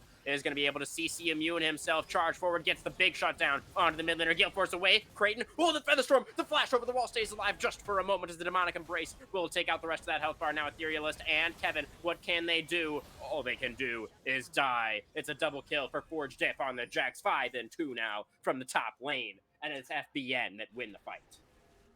Yeah, they were split up just a little bit too much, so they got collapsed up on, and FBN was able to capitalize on that mistake there, which was wonderfully played by them. FBN Ace was able to get out as well and layer things, and the Rift Herald has been stolen here, and they're able to get the eye here. Sincere Support has been pulling a lot of their weight for this team, and they're just getting an extra, stealing that objective, really important here, as they would have been able to take mid tower or top tower, but now they're going to have to use people as a resource rather than a trinket. Oh my goodness, that was so cheeky from the Sincere Support. It was just a blast cone into the pit, wasn't it? Just blast cone, empowered Q, take the Herald in your face, refuse to elaborate. Unbelievable stuff. Radiant Virtue again for the Sincere Support on the Karma this time. Radiant Virtue on Karma is outstandingly good because your mantra comes up so often. You're able to just do it on cooldown. So you're just going to be doing a lot of healing for your team. I've seen absolutely absurd numbers whenever my Karma support ends up playing that as well. So it makes a lot of sense out of that. It's going to make the Karma pretty tanky as well, as that's going to be a taunt landing onto Chunk. He's going to get punched also, but he has a Lantern, so he's fine. This turret is not, though. That's going to be an Enchanted Crystal Arrow onto Creighton, who has a Cleanse, but does not have an ultimate or a flash, and he's getting mauled by a very angry Bear Man, as he was going to be able to pick up that kill, and now Sincere Support has nowhere to go. Karma going to get picked up as well, and just like that, it was starting to be a pretty big lead for the side of Shenandoah, but Feared by Night fighting back very strongly. I've tied up the kill count at 12-12. Yeah, the Homeless Man making sure that Cheriton has a home in the enemy fountain. The fight continues. This is Etherealist looking for the Star Dragon. Will find him. Big shot down onto the Diana. Now Izio falling back, trying to stay alive. Snoopy, though, looks like he's going to get taken out on the front lines. Damage good from Etherealist, but Galio is traded back, and they're just so tanky on the side of Feared by Night. They just refuse to die. It's Forge Diff under the turret, and it's a double kill for Ezio. This Jax is so strong right now in this game, Abba. Yeah, a Divine Sunder, and it looks like a Bork is going to be coming here at a second item. We saw what that combination did on Trundle, so the split push potential here coming out of Forge Diff, we know they can play it quite well, and that's going to give them a little bit of a favor here. And of course, with the death timers working out the way they are, and with the abilities and flashes and other summoners coming out here, that's going to be really crucial for this upcoming Drake. Now, it's only second dragon, for sure, but it's just a little bit closer to that win con that both teams kind of want, not needed, but want. Oh dear, Sincere Support and Creighton maybe a little bit overextended here. The flash play from Snoopy. Death Sentence dodged out from by the Featherstorm. Here comes the hero's entrance from the Galio. But look at Izio on the flank. He's trying to chase down this Xayah. The flash from Sincere Support to get in there and support his AD carry. Izio forced to back away. No casualties just yet in this one. Both sides backing off now. Dragon still alive. Forge Diff split off from the rest of the team in the top side jungle, and it looks like the Dragon will go to Shenandoah. Yeah, Forge Diff doesn't have TP, so possibly we see Ezio do something that Sincere Support did, but I don't think that's going to be likely here. It looks like the Dragon's going to be coming up to them, using that numbers advantage. Very well done. They're at a deficit, unlike a couple minutes ago. A lot of these fights have been changing how gold is exchanging hands, so this is turning out to be closer to what we saw in game one, which favored University Shenandoah here. So it's possible they take this. We're at the 20-minute mark here. A Baron is on the table, and there's some big name characters here. Ezio's Udyr and Forge Yeah. Gifs doing it again, getting some nice split pushes here as well. Of course, we're seeing the Gale Force and Navori Quickblade, which is a great power spike that we want to be seeing here out of Shenandoah. All right, Forge Diff out of the bush, lands the counter strike. Kevin does have a turret if he can get back to it, but this Jack's just absolutely wailing on Cassante in the side lane right now. Does Looking very Forge Jeff one-sided. care? Does he care about this turret? He's got mana, he's got HP, he's got peel. Looks like he's gonna be walking away though. Okay. Well, he cares just a little bit. You never know. Sometimes the ego's like, what if I go full goblin mode here and just like murder them under their tower? I don't know. That's kind of what impressed me the most about this team. Honestly, when I was doing my own research for this matchup, was Forge Diff's consistency on the Jacks. It seemed to be pretty remarkable, even in games that they lost, usually with a positive KDA on the Jacks. So, well, that's definitely something to look out for. That is something to look out for sure. Just a disciplined play is something to have. I've certainly always played disciplined. Never once have I ever gone full goblin mode, as I excellently said. Yeah, that makes a lot of sense. I really couldn't imagine you doing that, Abba. That would be, I wouldn't even be able to imagine, as that's going to be the mid waves traded off. Baron alive, as you just mentioned a moment ago. Both of these teams are very much aware of that fact as well, as we see them jockeying for position around the Baron pit. Hawk shot is a thing, though, giving Feared by Night quite a bit of an advantage in the vision department. Plus Scuttle and all those wards. Don't forget about the zombie wards that have been able to be utilized here as well. Although Sincere Support putting in some work with a 42. Gonna go down. That's gonna be a stun. Featherstorm comes out, though. The Blade Caller going to be potentially pretty massive here. The star does fall. It's going to be the Galio that goes down first. It's a huge moonfall from Ethereal, able to get 3, but does go down as well. A very sudden fight in the mid lane that I honestly wasn't really ready for. It's a 3 for 2 in favor of Shenandoah. Shenandoah didn't have the numbers advantage. Flying back in there. Here comes Kevin from the flank. Ezio all by himself now. Star Dragon off on the side. It looks like Chunk is a little bit pushed out of this fight, but Ezio should be able to retreat pretty comfortably. Looks like nobody else is going to go down in this one. Yeah, for sure. Yeah. Team Shenandoah did not have the numbers advantage there, so them getting those 3 kills there with the Wombo combo with Etherealist was super important. Although Creighton's getting caught out here. Just getting run down. They didn't have enough support in the area. Ezio had him on vision and just ran him down. Yeah, Supersonic Racing coming out of Ezio here. Oh, I think they got the big pick in here, too. That big bear man going with Demonic plus Jack Show. Yeah, he's fast and he doesn't die. Pretty scary stuff. Pretty scary indeed. It does look like Etherealist ended up doing what I thought they were going to do. They were going with the AP damage side with the Proto Belt into your classic Shadow Flame. Yeah, we can really see as well that, okay, Sincere Support's going to get stunned up here. Yeah, that's a lot of damage. Sincere Support is sincerely dead as Etherealist looking for the big moonfall over the wall again as the hero's entrance will come down, but they've already lost their entire bot lane. Etherealist going in while outnumbered might not have been the correct call there, and now it looks like it's on to the Baron for Feared by Night. Yeah, Chunk is a little chunked out here, but they're not going to need the damage out of them. Ace is going to be able to provide a decent number of damage here along with the rest of their team and do this. Meanwhile, we're seeing Forge Diff split push yet again, getting bot prio and or a tower here for the next upcoming Drake in 20 seconds. They're going to get a nice recall with this Baron buff with everyone alive right now. Sincere Support was here to blast Cone into the pit and steal it with an empowered Q. At last, it is not the case as they did manage to secure the enemy support before going for that objective critically, as Kevin is going to find Forge Diff on the Gromp. And Forge Diff is going to be like, oh, you found me.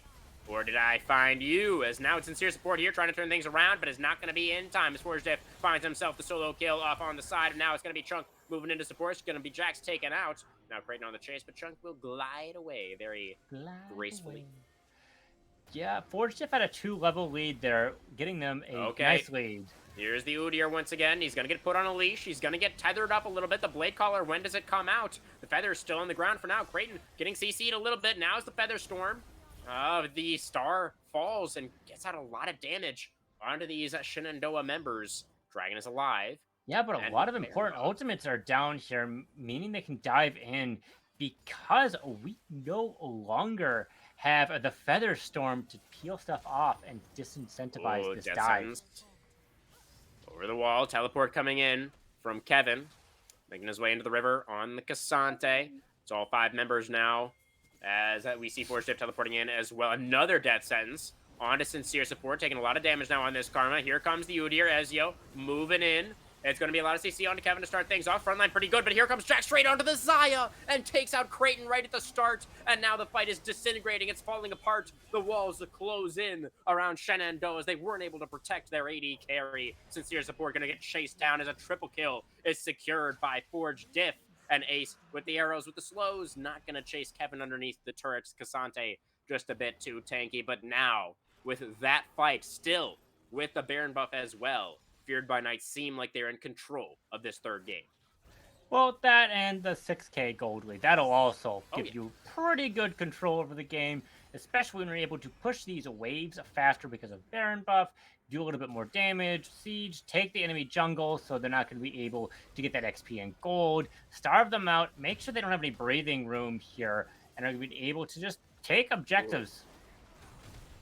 Yeah, I think Baron buff will be wearing off relatively soon. Maybe about 30 seconds left on that. Yeah, about 30 seconds here. And interestingly enough, we saw a 1-3-1 split here with Chunk going to the top lane. They're able to They push got so waves pretty much. well, but it's a little dangerous for them. But it ended up working out well for them. They didn't have a answer here coming out of the University of Shenandoah.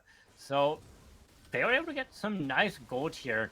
Now we're sitting at 8K here rather than Yeah. that 6. So it's only widening here. We've seen University of Shenandoah play at a disadvantage and get a lot of picks and get that gold advantage to really accrue back. But Feared by Night, I think, has learned that what their game plan is, and they're able to punish things correctly, make sure they are making uncomfortable choices where they not are necessarily going to win with either pick. It's about what makes me lose the most pressure, what makes me be the behind the most, and that's going to make things difficult, especially when you have some yellow words here. They're nice to teleport to, but it also means with its limited range, you're going to have to be walking closer into bushes, and they have too much of a setup here to land their crowd control and pick you out. Look at Chunk on this Aurelion Soul, almost level 16. Just completed his 3rd item, the Demonic Embrace, fully online. So doing a ton of damage, especially to this Cassante. Now the Galio as well. Just going to Almost get at melted. 300 stacks too. So. Yeah, we're getting to a point in the game where the Aurelion Soul just can't really be contested anymore by anything that Shenandoah have. I mean, if they get the jump on him, if they get the 100 to 0, that's one thing. But without that, they're going to be pretty hard pressed to win any of these fights. Yeah, they're gonna have to be able to get the Feather Storm plus the Moonflare combination to just yoink, kill them out. But you get a lot of extra HP on these mage items, so that's a lot more difficult to do. All right, Kevin. In the side, looking to get a little bit of work done in the side lane, but Jax pushes faster, just securing the top tier 2. And Cassante just going to have to go for the reset because Aurelion Soul moving down to defend the turret. So it is advantages continuing to stack up now for Feared by Night. And Baron alive in just about a minute, Ava. Yeah, just a minute to Baron, and it's only a minute 40 to Dragon. So mid and top lane are gonna be where we're seeing some action here, unless you have TP, in which you might be going over to the bot lane to try and split push stuff out and either force out a TP or force a numbers advantage if you're so strong like Forge Diff in order to answer him. Otherwise, he's gonna be able to take so many objectives here, possibly a turret or an inhib if they're not able to answer this out here. And because we're sitting close to a 10K gold lead, Feared by Night can just force any fight they like. They can Oh yeah. bait Baron. They don't even have to start it. Just say, "Hey, we're here and we're like splitting. Answer one of these two Crystal Arrow. questions." Oh, the Ashold gets the Feather Storm out of Creighton. That's huge. Yep. Huge trade Just up look for at the the side of Feared cooldown by Night. differences there. Enchanted Crystal Arrow is a quarter of the way Yeah, it's refreshed. basically up already. As, Etherealist did a little bit of face checking. We do a little face checking. He gets the Moonfall onto Chunk, but it's only half HP on the Aurelion Soul. Diana doing everything that she can, but it's just not enough. It's Feared by Night already taking out the jungler and the AD carry. There's nothing left for Shenandoah. They've already lost the fight. And Aurelion Soul, we can see just gliding majestically across the rift, just breathing on everybody. And it will get taken out by the Cassante. Just flew a little bit too close to the sun there, or in this case, the Cassante. But still, it's the 5-for-1. It's Feared by Night with a huge team fight win with Baron up. And now they should be able to secure that and look to close things out from there. As a cosmic being, it's not too difficult to fly close to the sun when you jump on True. to an Aurelion Soul. So I think the Icarus Sun's all over reference the there place. is quite relevant. And of course, Forgift can split push here. They're not going to be able to answer here with Etherealist quite yet, and they're going to be needing like 3 people here, so they're going to have to wait for Sincere support to come up here and answer it, and they're already getting an inhib out of this, and they're certainly getting Baron here. Sincere cannot, yet again, steal another objective from Feared by Night, and with how things are turning out here, they don't have to fight for this dragon. If they try to fight for this on the side of Shenandoah, they can say, "Cool, I'll give you soul point. I will give you soul any point, and in return, I will take your Nexus in the game." Yeah, So pretty much. Yeah, and Forgift still has TP up absolutely. So does with a Chunk. TP ward. Yeah. So the side of Shenandoah, I think, will wisely decide to not contest that particular objective. They will look to lick their wounds, try and fall back, recover their strength in the base, see if they can farm up these minion waves. But against the Baron, it's going to be real difficult. Got to watch out for these crystal arrows, these death sentences. It's going to be flying at you. An important thing to note here is Ace has been Flame Horizoned. Which is quite impressive when you're able to pick up all this farm here. We'll have to see if the gold is going to be enough to... Yeah, it's a 14k gold difference, so probably not, but it could be enough to pick some of these fights out. Yeah, as we see the siege commencing. Forge Diff down in the bot lane. Rest of the squad in mid. Makes a lot of sense. They already got top lane. As the star falls, Etherealist is going to rocket belt himself towards safety, but I don't know how safe he really is as the health bar is starting to evaporate. Etherealist going for the Moonfall, gets good damage. They do lose the Ashe and the Thresh on the side of Feared by Night, but they get the jungler in return. And the Aurelion Soul Chunk still very, very healthy here as the Nexus turrets evaporate. Ezio on the Udyr moving forward as Forge Diff going for the tutorial victory. It claims the last inhibitor. Now it's only a singular Nexus turret that stands between Shenandoah and a move down into the lower brackets. The side of Feared by Night will fall back for now. Yeah, Sheraton played that quite well with the Flash, Gale Force, able to get the pull, make sure some of these Baron buffs are gone. But fortunately, Forge Diff was able to get a lot of value here. She said, "Some of you may die, but that's a sacrifice I am willing to make as I take the enemy base." And one of the things about these towers closer to the Nexus is the reason why they fall faster is they have less resistances, so they take more damage. And of course, with your Nexus turrets being so close, you can play safer under 2 turrets rather than 1 because they're going to be a little bit more potent in that regard. But when one's down, you no longer have that. And with it being a squishier tower, Forge Diff could just kill it. Yeah, that thing's not going to stand for very long. Once somebody starts hitting it, that much and is for sure. Double super minions coming in as well. Yeah. So minions win games. Shenandoah are locked in their base at this point. They can't do anything. They're not going to be able to contest this Cloud Soul. They're not really just going to be able to do anything except wait for Feared by Night to return and try and go for another heroic base defense. Forge Diff is already here, going in with the counter strike. Enchanted Crystal Arrow coming out, sails into Narnia, not going to find the target, and Forge Diff is going to get taken out. Big shutdown for Creighton, maxed out shutdown, in fact, for the Zaya. He's already on 4 items. So I don't know if the gold is really actually going to be that valuable for Creighton, unfortunately, since he already has pretty much his entire build. Hey, But that's an still, elixir of wrath potentially it if sure they is. weren't having it as Absolutely. well. It's And actually 2 elixirs of wrath, if we're being that technical. is for sure. They're both 500 gold, and just having the extra damage, right? You're not going to be able to finish your guardian angel, but you need that damage now, and you need that healing now in order to answer some of these fights. Of course, you're still going to be locked into your base, but you can try and fight this out. And if they can't quite get the answer here, and you just keep getting kills, the death timers are only getting longer here, and you can just push out if you get an Oh dear.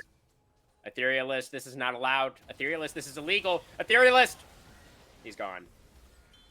Ezio is going to be able to chase down the Yeah. sincere support as well. The enchanted crystal arrow from downtown into the death sentence, and the support is looking to be sincerely dead once again. Theo's entrance comes out though. They're looking to turn things around under the jungler. They do get a kill back. It's another shutdown for the Zaya. Oh, that justice punch forward may have been a bit much for Pet Napper. Going to go golden. The death sentence goes through the golden Galio, connects onto the Cassante, who then promptly goes all out onto the Aurelion Soul, trying to charge forward, trying to make this happen. But Chunk is just too strong. He has too much damage. Look at him breathing on everybody. So much breathing from the Star Dragon, and now Ace looking to turn this around. The Blade Caller from Creighton. There's that scaling Zaya doing some work in this one, but look at the base. Oh, it's the Winions after all, Abba. They're already taking out the Nexus turret, and now it's Forge Diff looking to finish the job, finish what the minions started as he jumps onto the mid laner. The Justice Punch will be interrupted, but Galio will be spared as the Nexus falls, and Feared by Night, the number 8 seed, the last place team at the end of the regular season, have completed their unbelievable run all the way to the Noxus Division Grand Finals. Exactly. It's going to be a best of 5 there. And with that fight coming out the way it did, you were like, oh man, they're finally getting a breath of fresh air, and it's not coming out of Chunk. Oh, wait, it's because they aren't fighting Forge Diff. Forge Diff is just taking their base. They're splitting Yeah. wins games. We saw that game 2, we saw that game 3, and they didn't have an answer for it. Kevin played admirably, but he wasn't able to duel things out the way he needed to in order to stop Forge Diff. And once he got that gold lead, oh boy, howdy, were you seeing a Jackson action? Absolutely. Ezio also a pretty phenomenal game on the Udyr. Yeah. The Udyr player on Feared by Night actually got to play Udyr this time around and made it look real good. I mean, if we think back to the early game, it was Ezio who helped Forge Yeah. Diff secure that first kill that started the snowball that the Jax needed to end up running away with this one. And Ezio played out a lot of the later fights really excellently as well. Really great objective control also from the Udyr. Yep. And then Chunk did the scaling thing. He did the ASOL thing where he He did just the kind of insult thing. survives for a while, and then he gets a couple of items. Then he just starts breathing on everybody and wins the game. Yeah. And like Ezio probably got a Flame Horizon here as well. It's sitting at 90 at this point. There might have been a point where I missed it, where they ended up getting that lead. But Jungle controls the game so much with how things are going to be moving, forcing out wards based on their pathing, trying to secure objectives and successfully getting them. And that's just going to get you games when you create that kind of pressure and those rotations the way you're getting it. It was looking quite well for the University of Shenandoah for a little bit, but it ended up Yeah, going to Fear by Night. yeah, definitely the case. I mean, the side of Shenandoah definitely had some good moments, as you say. But if I'm thinking back to this early game, I'm remembering Jax with that early lead in the top lane. Mm-hmm. I'm remembering Snoopy, still landing these death sentences in the bottom side, and it just seemed like for the most part it was what worked for Feared by Night in game 2 that they were able to bring out again with some different picks and able Yeah. to make it work. And just to mention here, because I don't think we ever talked too much about XP, Shenandoah has a XP lead in every lane except for jungle and top lane, and I guess there's a level difference in the mid lane as well. And those are like the 3 things we mentioned that won the game for Feared by Night. Definitely the case. Well, if you had to choose one person there, Mr. Abba, who would you look towards for this game number 3? Ezio The OG? enabled so much of Forge Diff's abilities, but at the same time, Forge Diff kind of controlled the game more than you see out of top lane with the split pushes, forcing a lot of answers, and just saying, "I don't, you don't need me for this team fight. I'm just gonna like take their base." So Yeah. I think I got to give it to Forged Diff. There's All certainly a right. big case for Ezio as well, but I don't think top laners get it quite enough love as it's usually just an island. Who got our POG for game two? Was it Ezio? I don't I quite believe it was recall. Ezio I said for game two, and then game one was sincere support. Yeah, of course, of course, yes. So Ezio on the Elise was our pick for game two. Is that right? Just can't remember. But yeah, either way, I mean, it was the top jungle for Feared by Night that really seemed like they were doing the most heavy lifting in this match, at least. So really huge props to them. And they are going to be in the grand finals now. I don't think we know who they're facing just yet.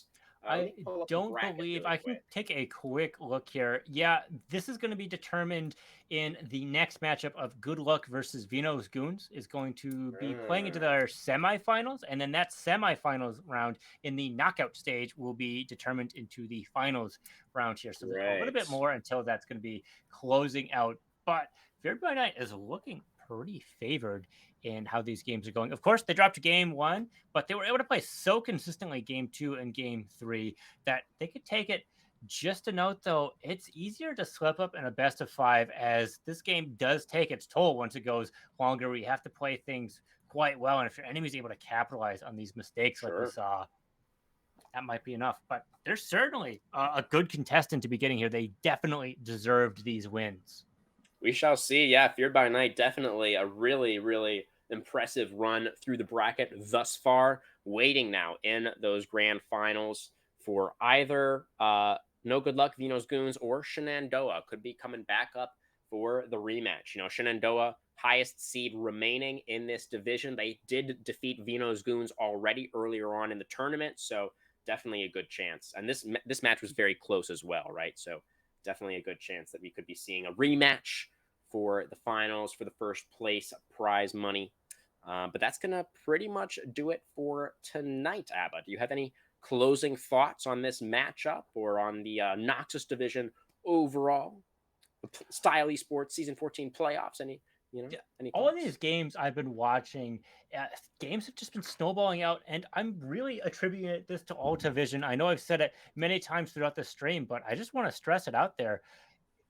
It just helps so much with these games. Wards saves lives and gets you kills. So stay Mm. safe in the Summoner's Rift, folks. Buy those pink wards, guys. You heard it Buy the here from pink Abba wards. Trombone himself. As a Jin Buy main, those press wards. the 4 button. Absolutely, absolutely. Couldn't have said it better myself, and I'm not even a Jin main, but that's just how it goes. So thank you so much for watching, everybody. From myself, from Abba here, from the entire production team at Style Esports, we really, really appreciate you all. Thank you so much, and we will see you a little bit later this week as the Season 14 playoffs continue. For now, from us, thank you for watching. Good night.